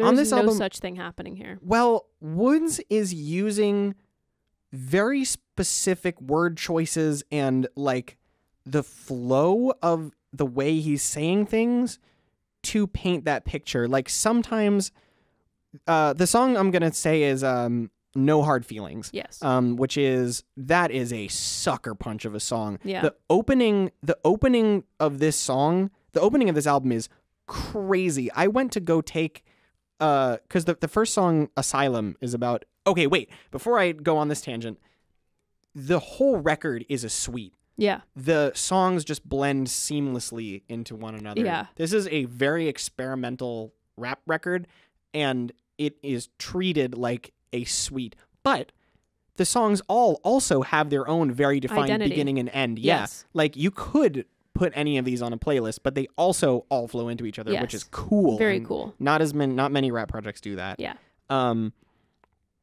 But the opening track Asylum is about Woods' childhood in Zimbabwe when he was a very, very small child.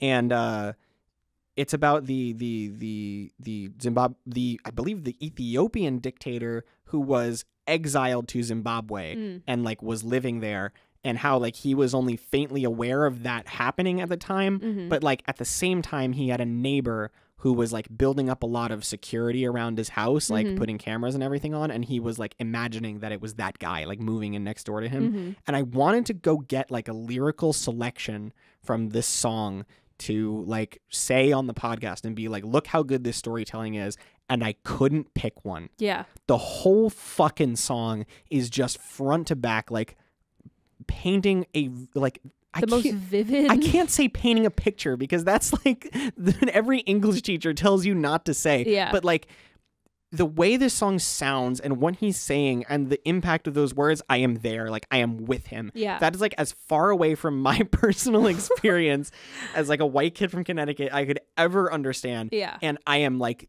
I'm there. Yeah, like I feel everything he is feeling in this song. It is unbelievable. And then No Hard Feelings. The opening passage of the song is about like there's a line on, I actually did pick a line, I forgot, on Asylum. He says it's about the person who's building up the security on their house, barbed wire like a slinky, which like that is, for one, that's a bar. For the other, that makes it so clear that the song is from the perspective of like a child. It's so cool. Yeah, and then so I'm going to read this pretty long segment here, if that's okay with you. I've been talking for a while, but I'm going to read this pretty long segment from No Hard Feelings that I absolutely loved. It's about a crack addict getting kicked out of a church. He's like smoking crack in the church and they kick him out. And the line is, the passage goes, "That's that empty pipe hissin', that's him crying and twitchin', that's the vanishing point in the distance, between us just the glass thickness, cracked mirrors, flash rictus, skin pulled tight to the skull, that's the sickness, seeping through my leaky windows and broke fixtures, guess who in the vestibule, like, you can't smoke that here, mister, nah man, you can't smoke that here, no hard feelings, no hard feelings, no hard feelings." It's so rich and vivid. Yeah. And like the beats have like this grain to them that makes the whole thing just feel that much more like sand swept is the word I would use. This Sorry, album, I was talking for a really long time there. You're totally this fine. one captured me. Yeah, this one captured me as well. And as I've said before, rap does not often like grab me and take hold of me. Just like stop you in your tracks. Yeah. Like a lot of the time rap I'm searching and I'm trying to understand and I'm very actively having to listen. This one I was really on a journey with. And I really appreciated it for that. This one scratched an itch for me that I've had for a while, which is that I listened to the album, the one of the cover of the guy with the tattoo on his arm, parentheses, Crater Speak, by Slauson Malone. I don't know that one. The title is incredibly long and very German, and I cannot pronounce it. Yep, I'm not even going to try. Yep, it's bad. It starts with a V. Vergangenheitsbewältigung. Yeah. Crater it's Speak hard. by Slauson Malone. Yeah, so that is a heavily experimental album as well. That's Crater, Carter, because Yes. I thought you said creator for some reason. Crater Speak. So that album, there's one track on it, called The Wake Part 2 and 3. Okay. That song goes insane. That song is awesome. And it's so unique and so strange that nothing has been able to scratch the same itch. I've just been playing that song on repeat. This scratches the itch. If you like this, go fucking check out everything Arm & Hammer has ever done because you will absorb it. So this definitely, I said the instrumental style, the play with levels. Yeah. And like specifically on Asylum, that fucking saxophone. Yeah. Being in just front and center. Yeah. Just completely dominating. It is so cool. The beats here are universally very interesting. They're so cool. There's a lot of like neat sound play on this album. Yeah. I said the flows. I said I love No Hard Feelings, especially the flow on that song is crazy, amazing. so good. I didn't even attempt to like say that with the flow that he says it, but it's like you just really have to hear it. It's tripping and stumbling. Yeah. Like it feels like the crack addict getting kicked out of the church. Yeah, like he's the flow is twitching as he's describing twitching. Yes. The vocal tone is also what I mean when I say I want to hear intensity and I want to hear emotion and I want to hear hunger. Yeah. He's like not only taking me on a journey, he's like hustling me along.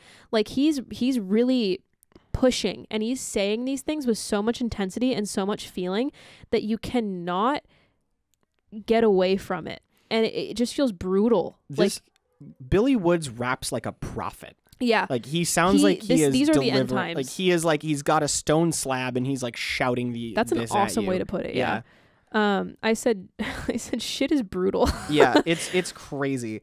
I loved pretty much everything. Fucking thing on this album. Yeah. There's one track I didn't love as much. There's also one I didn't love as much. Which one was that? Versailles. Me too. Yeah. Because the beginning of the song, I was like, I'm so here.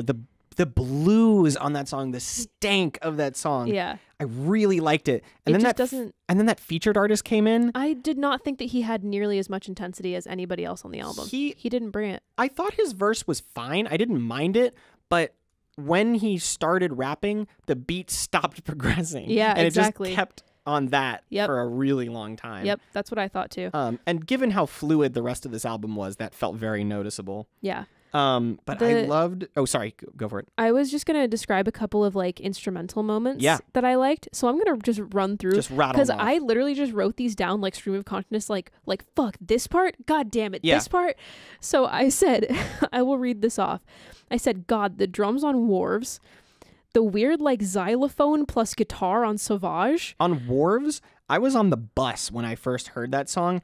That high like wailing tone on the hook, I literally thought the bus made that sound. Yeah. I literally like I heard that sound as like the bus was stopping. Yeah. And I was like, oh, that's a cool oh, it was the bus. And then when they get to the end of the song, they do it again. I'm like, it wasn't the bus. Yeah. It wasn't the fucking bus. It's bus. Cool. And as I said, the weird xylophone like guitar on Sauvage, where it's like ding ding ding, and then like the guitar is so high toned it almost sounds like a harpsichord. Yeah, it's so cool. And then there's like the actual rich guitar only in the left channel where he's like boing, and I'm like, whoa. 9X. That beat goes stupid. Yeah. Oh my god. The first time I listened to 9X, I didn't process fucking anything that was being said. I was just blown away by the instrumental. Turning blues harmonica into something that sounds like that is just batshit. That is crazy. Insane. Whoever thought of that, I actually have his name here. I wrote it down. DJ Preservation. Fucking shout out. Like for that beat in particular, that was the one that like, oh my god. The doldrums is beautiful too.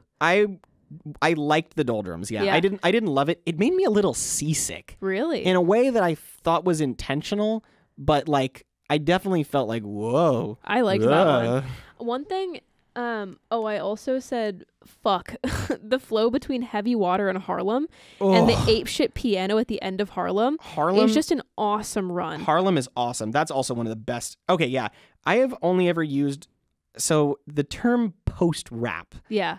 I think is very stupid because I think we're in the middle of rap still. Yeah. I personally have sincerely used the term post-rap one time, and I would describe Injury Reserves by the time I get to Phoenix as post-rap. That is the one album I have ever listened to in my life that I would say like, yes, this is drawing from rap, but it is moving beyond every construct and concept of what we understand as hip hop, and they are really like, this is the next thing. This it is uses whatever a lot it of is next. post-punk samples too, which is really interesting. Sure, yeah.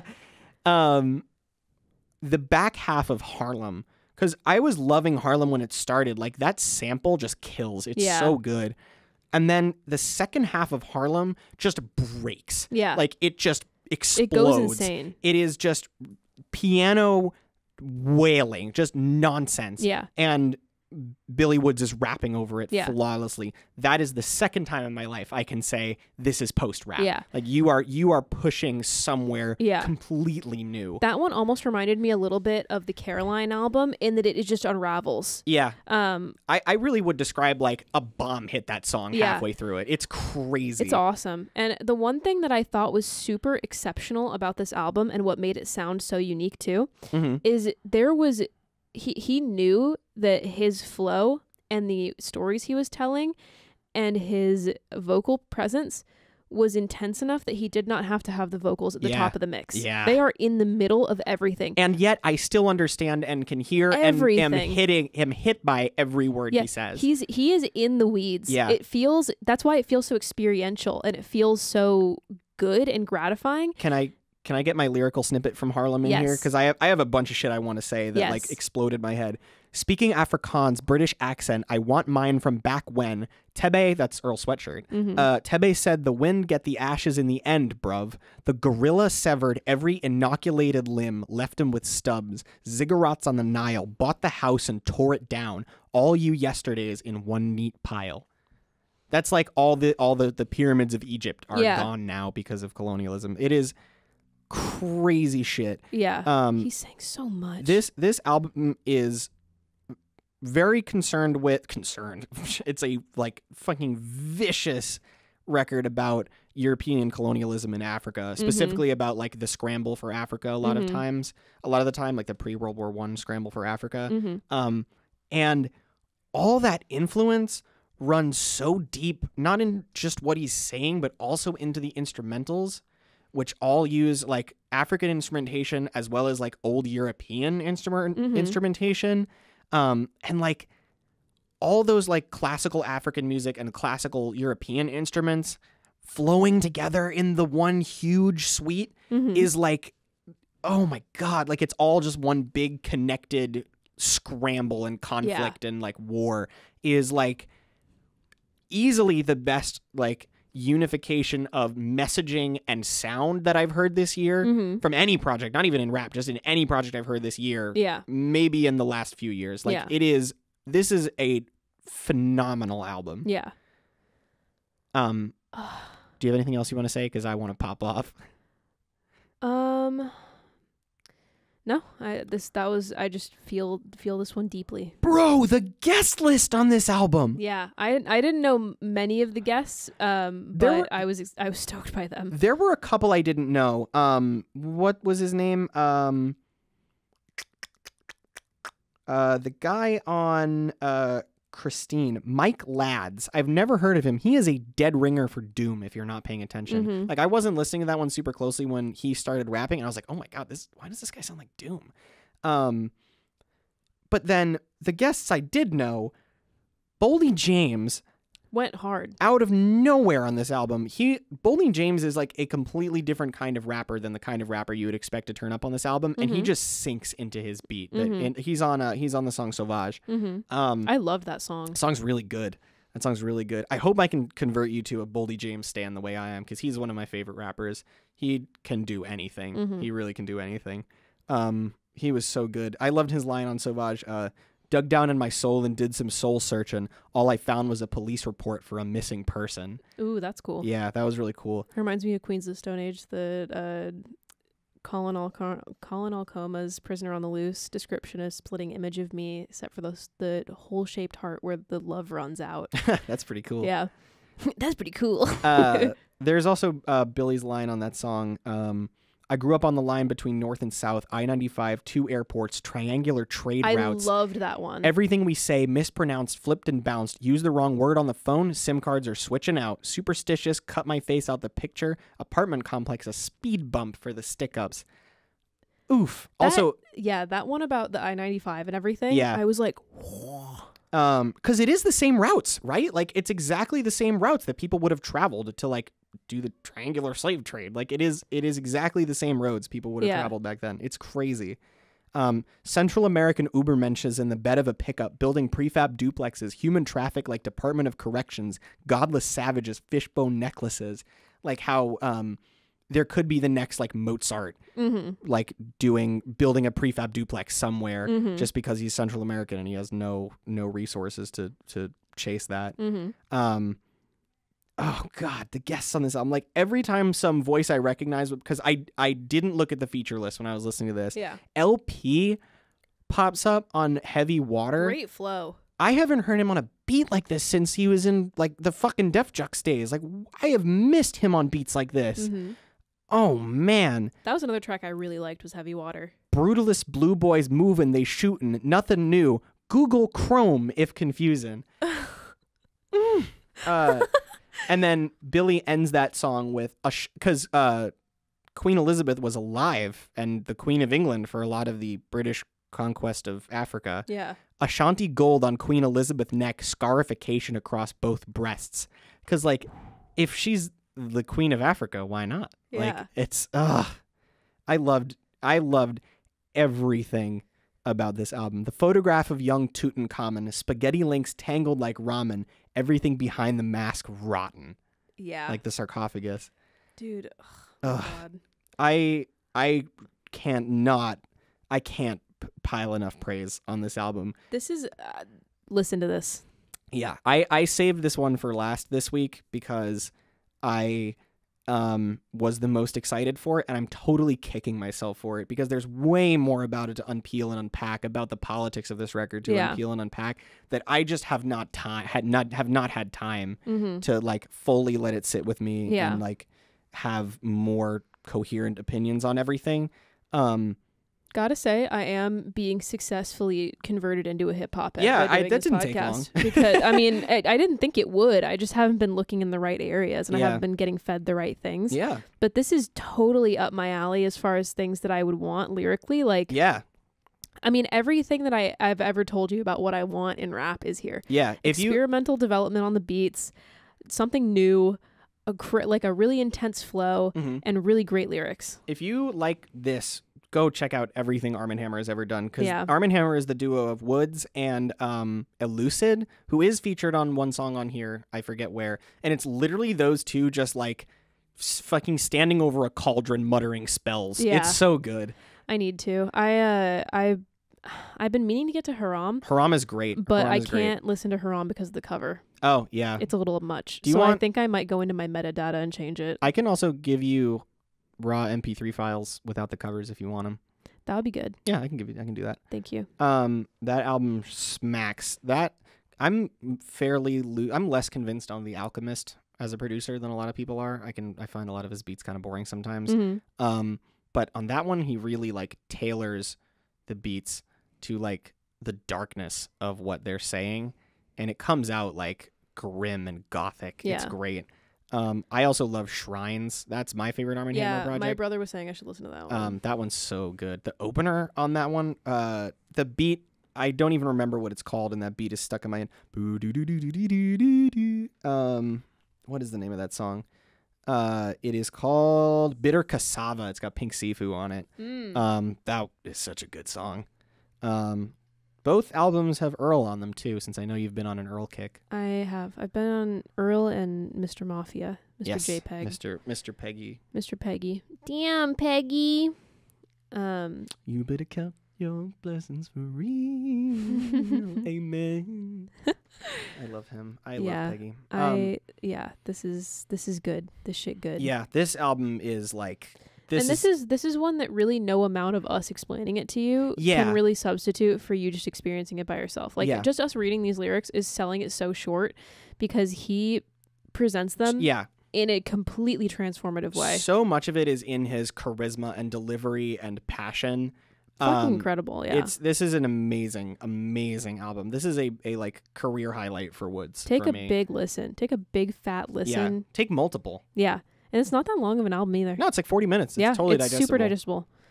Do it. I'm peer pressuring you. I got one more quote for you. Do it. Two more, actually.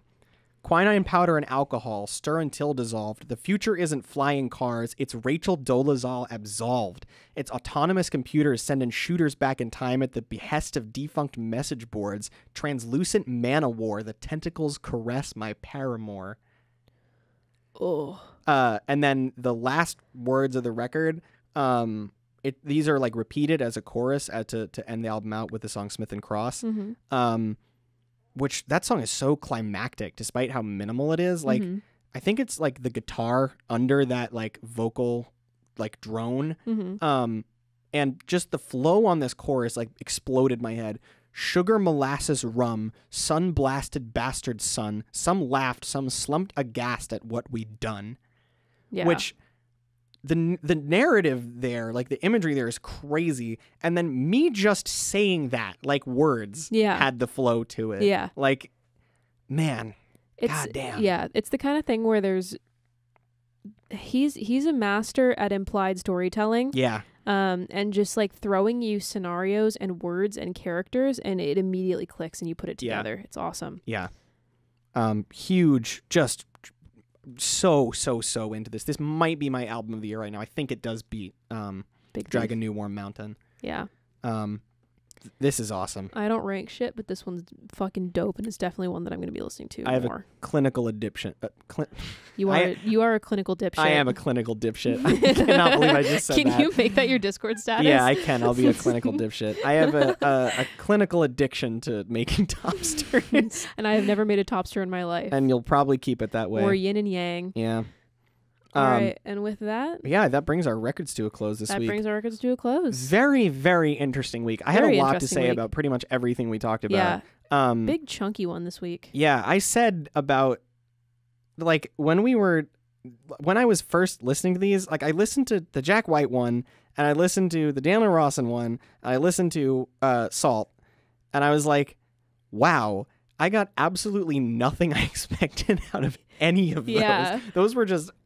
nothing. I didn't get any of what I expected. Yeah. But I like that. It's fun to be surprised. That's a lot of my experience with podcast albums because you're the one who picks them. So I'm always surprised. I always come into these and I'm like, "Oh, this is fun." I've sat in Megan's shoes for a day. Yeah, I'll try and get more things to shock you. Yeah, throw shit at me. Yeah. I just don't throw jazz at me. I want more jazz on this podcast. Oh God, I will ask my friends if they have any foreign jazz that's coming out. Yeah, I want to use this podcast as my excuse to finally like dive fully into getting into jazz. And I'll be watching. To know what jazz is. I'll be watching all the post-punk people, seeing if anything good comes out. Oh hell yeah! One thing that we didn't cover is Wet Leg. Yeah, I don't understand the hype for Wet Leg at all. Yeah, me neither. Just listen to Dry Cleaning. Yeah, we also passed on Vince Staples, which mid. Real quick, I always want to root for Vince because I like him just as a guy. I think he seems like just a real solid dude. He had that one Big Fish Theory or whatever.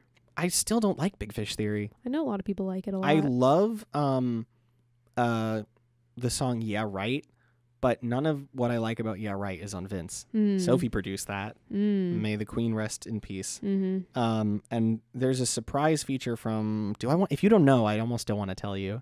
I'm probably not going to listen to it. Okay, it's Kendrick Lamar. Oh, okay. Kendrick Lamar has a surprise feature on that, and he like goes fucking crazy.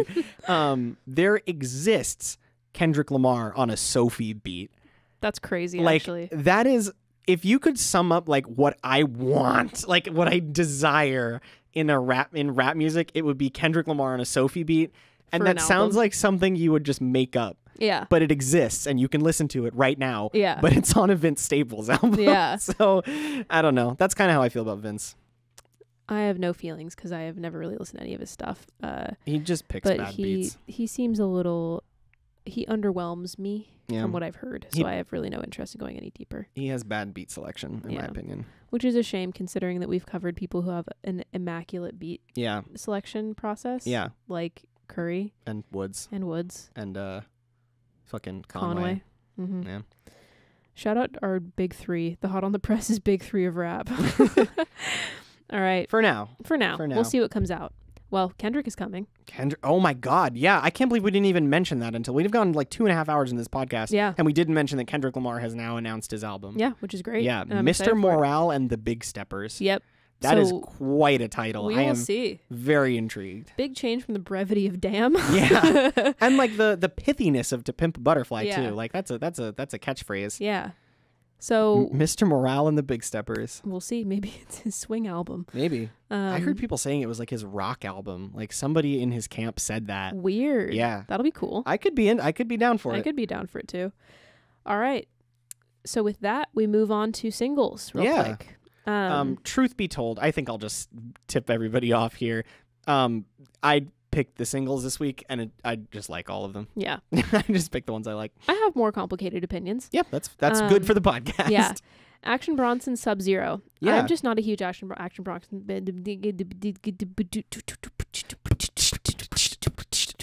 I just don't like Action Bronson very much. He just kind of... has a persona I don't love. Yeah, I find him very grating most of the time. And also, I mentioned earlier, I'm not really that into The Alchemist a lot of the time. I just really liked this. I don't know what it was. This was Subzero, right? Was the song? Yeah. I don't know. Something about this one just, it all came together for me. Yeah. I couldn't tell you why. He has some very funny lines on this album. Dog, it's been 6 years. I'm trying to get in contact with Pitbull. We got some business to get into. Short story long, you're shit like soft porn. Write your name on a list and cross it off. His beats would be funny said by someone whose charisma I like more. Yeah, that's fair. I just don't love him. He just made me laugh like several times. Yeah. Young baklava signing off. Drink fluid out your spinal cord.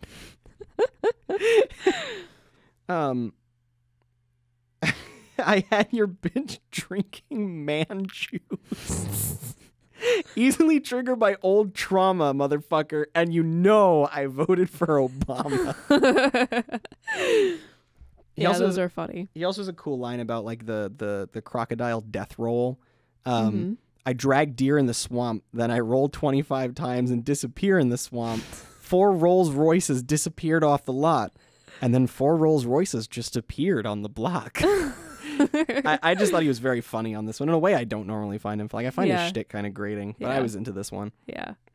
Maybe he'll make an actual funny album soon. Maybe. It'll just be good. New album El Cocodrillo Turbo coming. Interesting. Yeah. Next up is Arca with Cayó. Ooh, what'd you think? I thought it was very cool. Yeah, this was cool. Considering that I haven't really gone into Arca because I'm scared. Yeah. I was interested and it gave me peak. And so now I want to go listen to I picked Arca. this one because this is an outtake from the Kick sessions that's like included as a bonus with the fucking $70 giant ass like box set that she's coming out with all of them. Like this is like on that in some capacity.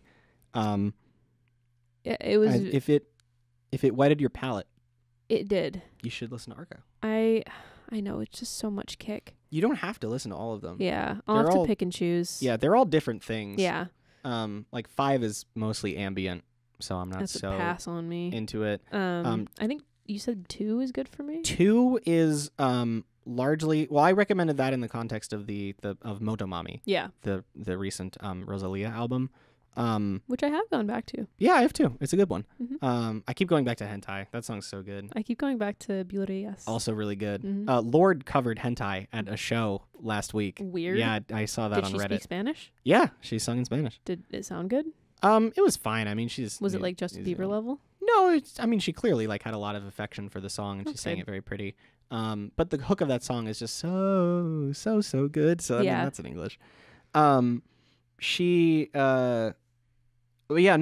Kick 2 is a lot of very experimental reggaeton. Okay. And then 3 is just more straight up like batshit synth music. I probably like 3 then. 3 is my favorite, yeah. Okay. All right. Next is Quelle Chris with Alive Ain't Always Livin'. This was really nice. It was just very calm. Yeah. It's very Motown, which I wouldn't expect from Chris. I am not familiar. I've heard the name, but I'm not familiar with his music really. He was on Aethiopes. Okay. He is on the same one that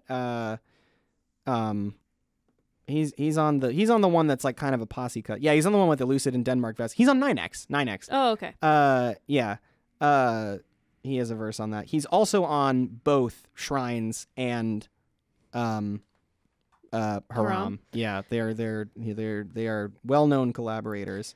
Yeah, this one, I thought it was sweet. I thought it was calm. Yeah. I liked the lyrics. I don't think I'd ever really go back to it, but it was pleasant to listen to in the moment. He is usually a pretty experimental rapper. His album Guns is a concept album like about guns. Yeah, about crazy. Like guns' place in American society. Yeah. There's a good line where he compares like how easy it is to get a gun. Everyone can get it, like Obamacare. Yeah. Yeah. There you go. Yeah. I'm not a huge Quelle Chris fan. But this is interesting just because this is like a Motown R&B song. He raps a little on it, but it is a Motown R&B song. It makes me very curious for what this album is going to sound like. We will see. Yeah, I guess we'll see. Just a note, I'm also unclear on how to pronounce his name because in French it would be Quelle Chris, but I hear people say Quelle Chris a lot, and I don't know if that's right. Middle ground and just say quelle. Quelle Chris. Next up is 100 gecs with Doritos and Fritos, which is 100 gecs post-punk. Yeah, 100 gecs did the post-punk on this one. You messaged me in like the hours before this song dropped because the other side of the world got it, and you were like, Sophie, the Rate Your Music tags say post-punk. Yeah. And I said, what? No way. Someone's clowning. But no. It is. No, they did a post-punk song. The bass on this is so good. Wet. The bass on this, it swings like I feel like I'm getting hit by a tire swing, you know? The bass on this one is moist. It's very good. This is a very good song. Like the lyrics are so stupid, it's very forgivable. They're very stupid, but like they're stupid enough to where like you can tell it's intentional, and I love it. It's 100 gecs, but like this is coming from they of Hey Lil Piss Baby fame. Yeah. Hey little piss baby, you think you're so fucking cool, huh? You think you're so fucking tough? You talk a lot of big game for someone with such a small truck. Oh, look at those arms. Your arms look so fucking cute. They look like little cigarettes. I bet I could smoke you. I could roast you. And then you'd text me I love you, and then I'd fucking ghost you. I have seen 100 gecs live twice. I'm so jealous. The first time I saw them open for Brockhampton, just like a month or so after their album after 1000 gecs came out. Yeah. And fucking nobody knew who they were. And it was me and some fucking guy screaming the words to Stupid Horse at each other down the whole aisle. It was awesome. They like dragged the tree out on stage and they had like sound issues because they were the opening act. It was awesome. Yeah. They sucked. It was great. But like in a way that gecs fashion. Yeah, in a way that made me love them. Yeah. And then I saw them headline at Terminal 5, yeah.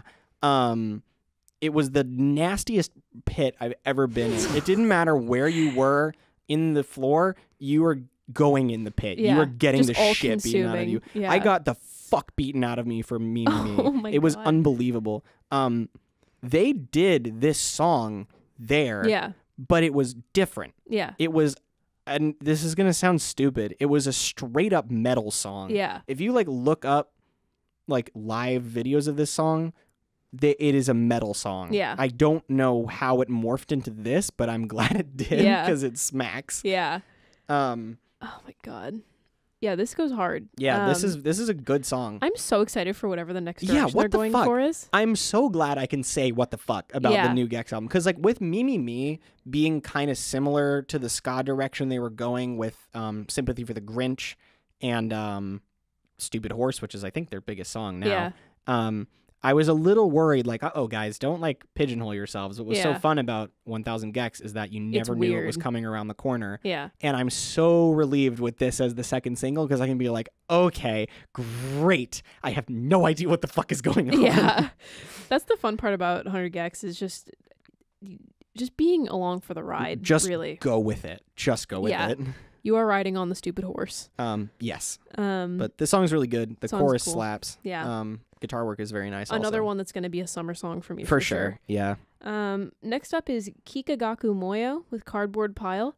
Weird timing. I listened to my first Kikagaku Moyo song or album like 3 days ago. I have never listened to Kikagaku Moyo in my life, and I picked this song because this is their final album. They are disbanding. Oh wow! This is the first single from their what is planned to be their final album. Oh wow! Okay. So you're not familiar with them at all? Not at all. This blew my fucking head off. You need to listen to their prior album then. I know. Yeah. I listened to this. I was like, oh my God. Yeah. Like this literally like. I put this on not really expecting anything. I knew like, oh, Japanese psych rock band, pretty like critically revered. Yeah. That was like my exposure to Kikagaku Moyo. That's all I knew about them. And then I clicked play on this and my head exploded. It's like more psych jazz than anything. Yeah. Really good. Yeah. You would really like their album. This is very much in their lane. I really think I would like them. But it's if this is like what's expected from them, I was like, oh, shit. I mean, there's a little bit more like the outro is a little bit more experimental than they normally go. Yeah. So I'm excited for the album. Yeah. That being said, I have limited exposure with them. Yeah. I've only listened to their one album like once through, but it was a really good experience. Yeah, so I'm excited for this. This rocked my shit, and I thought it was very funny as like a noted King Gizzard enjoyer that like I listened to this and I'm like, oh yeah, King Gizzard likes this band. Yeah. They enjoy this one. Yeah, so that's one to look out for. But yeah, if you're into King Gizzard and you've never heard of Kikagaku Moyo, listen to this song and have your head exploded like me. Very good. Next up is Lizzo with About Damn Time. That was pretty good. I just am sick of 80s. It's not that 80s. I didn't think so. 80s. It definitely brought me. It made me think of 80s. I don't know. I don't know. This is not one of the pop songs that convinced me. I just don't really love Lizzo. I thought it was pretty good. It's not her best by far. I think that she's skimping out on the fun part of her music. I liked the last song that she did with Cardi B. I thought that was pretty funny. I didn't listen to that one. It's called Rumors. Sick of rumors. I don't know. I think that Lizzo to me is a bit of a one-hit wonder. With which song? With Truth Hurts? Yes. I don't like that song. I think that that's the strongest song of hers, in my humble opinion. I think my favorite song by her, because I was on Lizzo in like 2018 because she collabed with Harmar Superstar, who I was really into at the time. Yeah. He's like I think he's problematic. I forget what exactly happened, but there were some issues with him. He was like this very throwback soul jazz R&B singer, very bombastic. And he was like a pudgy bald white guy who would like strip off all his clothes during lives, like slowly lose more and more of his clothes. It was all a good on Nordista Freeze. Yeah, a very good shtick. Yeah. But I think that he is not good, not a good guy. Not all on Nordista Freeze. And Lizzo did a collab with him, and I was like, whoa, she can sing. And I picked up on her from there. So her Coconut Oil EP was a big fave of mine for a while. Her song Worship there was a big fave. Yeah, I got onto her because my friend Vincent, God bless you, Vincent, love you to pieces. He found, or just finds things. He has a remarkable talent for finding things that will be people's favorite songs in about 2 years ahead of time. Yeah. He found Truth Hurts on SoundCloud. Wow. And he found Dissolve by Ipsofacto, which is huge on like TikTok right now. I have an Ipsofacto story. Yeah, and he showed me that like in like 2017. Yeah. And I was like, okay, this is cool. So yeah, I found out about Truth Hurts a long while back, and then when it started getting popular, I was like, I've heard this before. Like I've heard this many times before. Like Vince loves this song. So that it was funny. He also showed me Miracle Musical. Oh yeah. Yeah. The Tally Hall guy. Yep. I was on Ipsofacto in 2015, not to out hipster your boy Vincent. Oh shit. But Vince. I was on Ipsofacto in 2015 when Dissolve dropped because I was already into his Sinking Islands project, which to date is one of my favorite albums of all time. Sinking Islands is amazing, and they just got it back on Spotify. It was off for like 3 or 4 years because he got signed, and so he took all his old music off of streaming. But it is back on now. If you've not heard Ipsofacto's Sinking Islands, that record is amazing. One of my favorite pop albums ever. And so back when it first got taken down, when Dissolve was starting to blow up and he got signed, he released the 1,000 Pieces EP, which sucks. I went on his website, and this is gone now because his website is now like he's got a label. It's like a professional website now. His email was on there. And I sent him an email like, hey, man, where's all the music? He sent me a zip. He just emailed me back a zip of everything he had ever put out up until that point. And he sent me a link to his PayPal and was like, if you got like $10 or whatever, just shoot it my way. And I was like, holy shit. Did you pay? I did. I paid the man. Nice. I was not going to just like take it and leave. Take it and run. This is his life's work. They just handed it to me in a zip file. That's awesome. What it was a cool hilarious. Guy. Yeah, he just handed it over because he had his email on his website. So I've been rocking with those same MP3s of Sinking Islands since like that's awesome. 2017 or so. I was in high school. You shirked the Bandcamp. You went I directly went right to the source. Yeah, because he took it off Bandcamp too. It was just gone. Who needs Bandcamp Friday when you just PayPal the artist? Email Jonathan Visger. Yeah. Quick shout out. Ipsofacto has was in a band called Mason Proper before his ipso facto solo stuff, and that shit is so good. It's indie rock that's like borderline pop punk. Okay. The album Ollie Oxenfree, it's just got an ear on the cover. Oh, It's okay. awesome. It's so good. Sorry, I'll stop talking about ipso facto now. You're good. I love him. So that was our thoughts on Lizzo. Yeah. I guess that kind of says it, doesn't it? Like, I was into that song, but Yeah. I'd rather talk about ipso facto for 5 minutes. Next up is Fox Gang with Reprieve. Facts gang. Fax Gang. My bad. I'm sorry. Slappy. Yeah? Slappy. Yeah. I don't super remember it, honestly. Just bit crushed to shit. Yeah. Oh, yes. No, I remember this. I didn't love it. I really liked this. I've been into Fax Gang for like about a year now. What genre is this? How would you categorize this? I have it just marked as like experimental rap in my library. Like all their stuff is just experimental rap. Yeah. I think it would be like really advanced digicore if people are still using that term. People are. I don't like that term at all. It just feels like. It's hyperpop. Yeah, exactly. It's hyperpop. It's They're the same fucking thing. Yeah. Just because you're like rapping a little bit, it's the same goddamn thing. Yeah. At least call it like hyper hop or something cool. Digicore is like, you just made that up. Yeah. Which I think hyperpop is just kind of made up too, but at least that stuck. Like, yeah. What was I just talking about? Oh yeah, this song. I wouldn't put this as experimental rap because it's got the same like bit crushed to shit like aesthetic of it. It literally, this sounds like it's coming out of a Game Boy.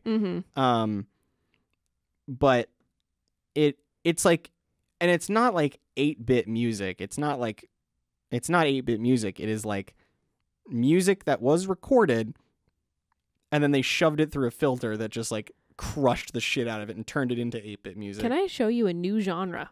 Oh God, what does rateyourmusic.com have to say about this shit? I was curious because I was like, I feel like there's like, I hear the cloud rap influence. Yeah, or whatever. I do. You're gonna read me these genre tags, and then I'm gonna go have to take an Ambien. There are two. Okay. Only two. Okay. Hex D. Fuck you. Fuck you. Capital HEX, capital D. And the other one is bit pop. Okay, like if you need a snappy term to describe like pop music with chiptune implements, sure. Like that's what Anna Managuchi would be, I guess. Okay, so Hex D is categorized as heavily bit crushed vocals, sometimes sped up and pitched up, and a highly compressed and distorted production, typically made from existing material of other genres. Yeah, that's what it is. I'm looking at some of these top ranked albums, and Jesus fucking Christ, these covers are something. I like the troll face. On the third that one. that is funny. really something. Active years started in 2016 with 4 releases, and the biggest year was 2021 with 374. So small genre. I don't think this is a real genre. Sorry. Yeah, I'm not rocking with Hex D. Sorry. This has the vibes of like when people would make up like hyper specific EDM genres, like to describe their music, but it would be like 2 artists making music within that genre. Yeah. That's what this feels like to me. Hex D? Why? Wow, I just went on the Oh, like the emote XD. Yeah. But hex. Yeah.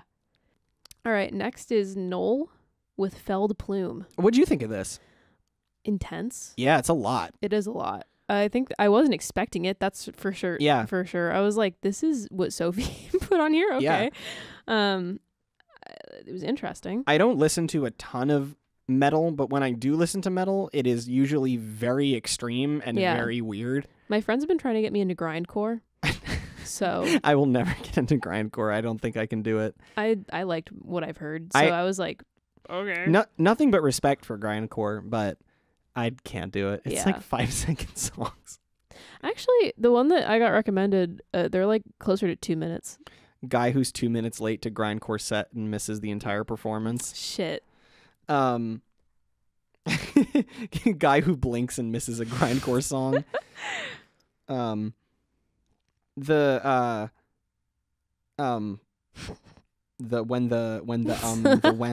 you ever have that dream?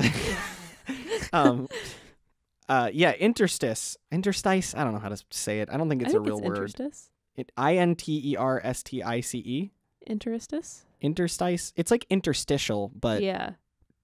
like one of them. Who the fuck knows? I don't know. I say interstice. I don't know if that's Yeah. actually what it is. That was one of my favorite metal records of last year. Okay. I don't know if it actually came out last year, but I heard it last year, Yeah. and I really liked it. It is pretty brutal. It sounds a lot like this. Yeah. Yeah, I don't have the vocabulary to describe metal, but It's heavy. It's loud. It's kind of fuzzy. it is abrasive as shit. Yeah. The guy is shredding his fucking This throat. is a scrub daddy in cold water. Excuse me? You just dropped a very foreign concept to me. Do What? you know what a scrub daddy is? Is that those like The sponges? with the face and yeah. they're yellow. Okay. Yeah. And they turn cold. They turn hard in cold water. Yeah, I do know what Take this a is. scrub daddy, put it in cold water, rub it on your face. This is what the song is. Yes. Yep. Cheese grater. Yeah. You've created a cheese grater. Yeah. Skin grater, if you will. Nope, not great imagery. But there could be an Not a great knoll song imagery. called that. Not great imagery. Greater.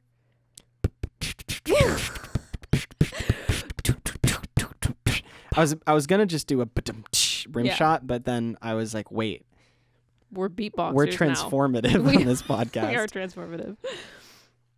All All right. I think that's it. I think that's all we have to say about that one. Yeah, it's pretty good. I liked it. Next up is King Gizzard. Last one is King Gizzard with Kepler 22b. I really liked this a lot. It was kind of funny to follow up the Kikagaku dripping tap. moyo.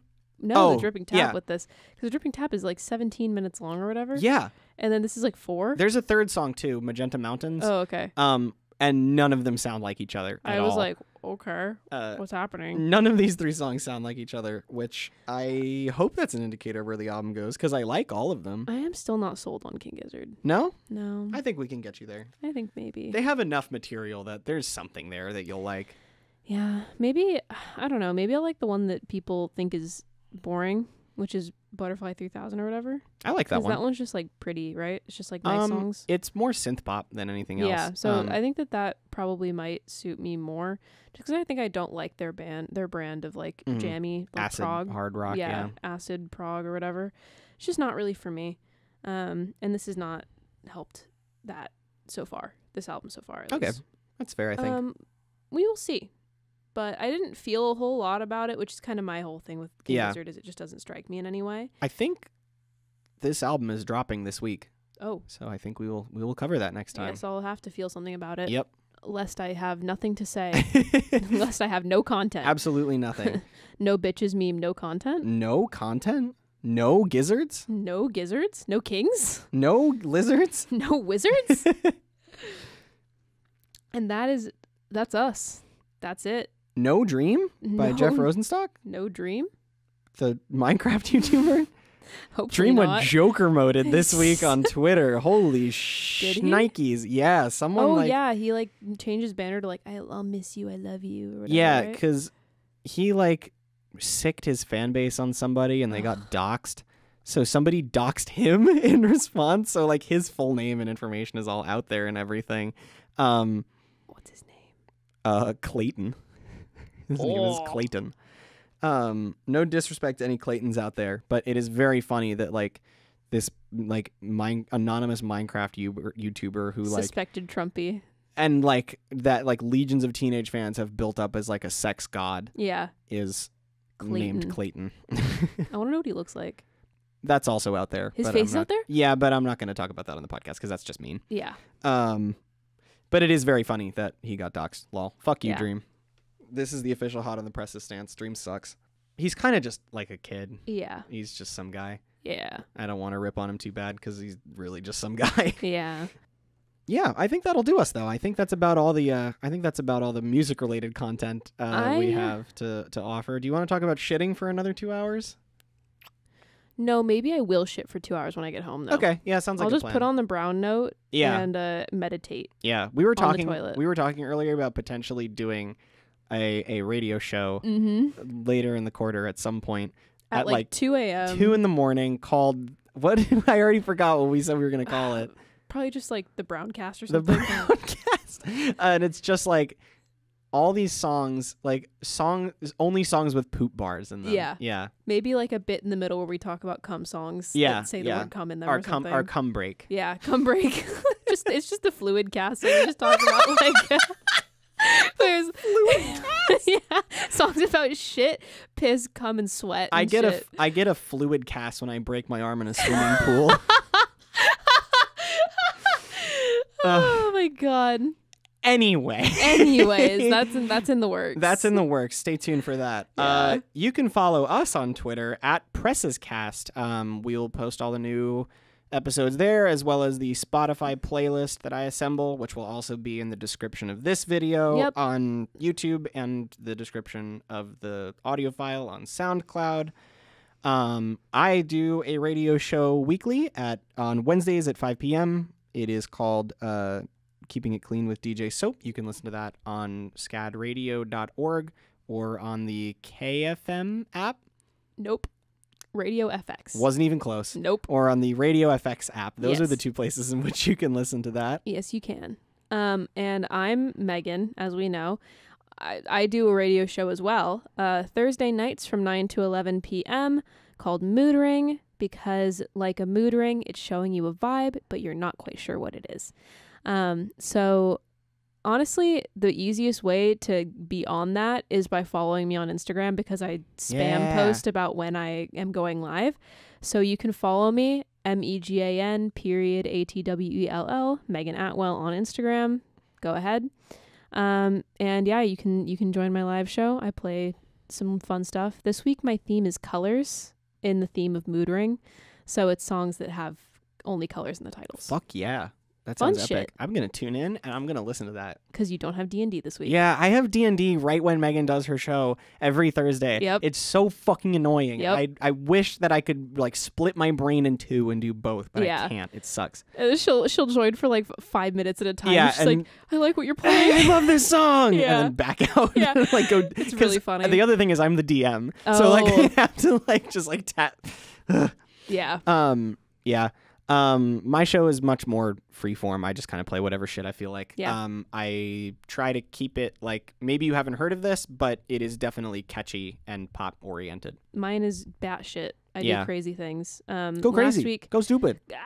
last week I did a post-rock section, which was 4 songs and about 40 minutes long. Nice. So I played, I was just like, let's scare the hoes, basically. So what I did is I played a 17-minute song, a 10-minute song, a 13-minute song, and then 2 6-minute songs. Stay tuned for our eventual progression into a Godspeed You Black Emperor podcast. Oh my god. I think there's a new Swans album coming out. Oh god, I can't do it. I'm not strong enough. I've only I can't become a post-rock person, Megan. I am a post-rock person, so I can't do it. welcome to my side. You're like dragging me on a rope and I'm like clinging to like a picture sanity. of Michael Jackson. You're clinging to some sanity, some semblance of normalcy. The concept of pop music. Yeah. All right. Well, before we get out on another tangent, we're going to let you guys go. We'll free you from our endless cycle of just talking Shittery. about nothing. Shittery. Yeah. That's the Yeah. that is the Hot on the Presses brand of banter is shittery. Absolute shittery. Yeah. So Just some shit fuckery going on here. All right, our little stinky shitters. That's not the fan name. No, that we're is not the fan that's name. not That's what the we're fan doing. name, That's yeah. not no. Can I at least call them the Stinkers? Stinkers is fine. Stinkers is cute. Stinkers is cute. Yeah. We'll get something better. One day we're gonna hit on like some incredible running joke. Yeah. Like we'll find something. Maybe it's neoliberals. The amount of times we say And then our fans will have to look it up. our fans are and Put in the comments what you want to be called. God, stinkers or neoliberals? Vote now on your phones. Stinky neoliberals? Stinky question mark? neoliberals. That's a little. The mouth feels not great. Yeah, we'll have to figure something Yeah, out. we'll have to workshop that one. All right. Anyway, I'm Sophie. I'm Megan. We're still hot. And we're still on the presses. Bye, you fucking neoliberals. Bye, stinky shitters.